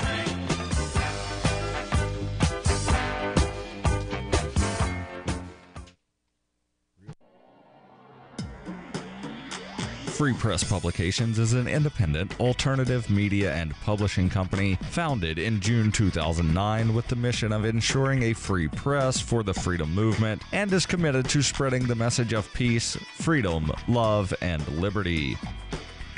FPP also gives new authors an avenue for publishing freedom-oriented material. FPP brings you daily news and commentary on the website fpp.cc, as well as a daily 5-minute newscast, FPP Radio News, and weekly news, views, and commentary in the FPP Freedom Minute and Peace, Love, Liberty Radio at fppradio.com, and the monthly newspaper FPP News at news.fpp.cc. Find FPP online at fpp.cc. That's fpp.cc, as in Creative Commons. LRN.FM is proud to announce our official listening apps for Android and iOS devices. Now you can easily tune into our streams anywhere, anytime on your smartphone or tablet. Just visit apps.lrn.fm or search for LRN.FM in the Android or Apple app stores. Please download, rate us 5 stars, then share the link on your social media and let your friends and family know how you're listening to LRN.FM. Download it now, free at apps.lrn.fm. We've all heard about blockchain assets like Dogecoin, Ether, and Ripple. Bitcoin isn't the only player in the blockchain game any longer. And for those of us wondering how to get our hands on these digital assets, finally, there's a solution. Shapeshift.io allows you to buy and sell between your digital assets and Bitcoin instantly between your own digital wallets. I've used it with ease. Shapeshift.io. There's no account or email address needed. You send them the crypto you want to sell. They send back the crypto you want to buy. It's that easy. Shapeshift.io. You're 6 minutes away from a live episode of Free Talk Live, brought to you by freekeen.com. Listen live at freetalklive.com. From Keene in the Shire, the Liberty Media capital of the world, this is Daryl W. Perry, host of FPP Radio News for Wednesday, March 21st, 2018. Silver is trading at $16.26 per ounce. Gold is valued at $1,314 per ounce. Zencash is trading at $20, and the average price of Bitcoin is $8,983. Antiwar.com reports SJ Res 54, the Senate's War Powers Act challenge to the U.S. military involvement in the Yemen war, was killed on Tuesday by the Senate, meaning it will not get a floor vote. The bill noted that Congress never authorized the war with Yemen and would have compelled the U.S. to withdraw its participation. The bill did finally manage to get some debate in the Senate earlier on Tuesday, in what Senator Bernie Sanders of Vermont, one of the 3 co-sponsors, called a cowardly move. However, the Senate never voted on the bill itself, instead voting to table the bill without allowing a vote. The vote was 55 to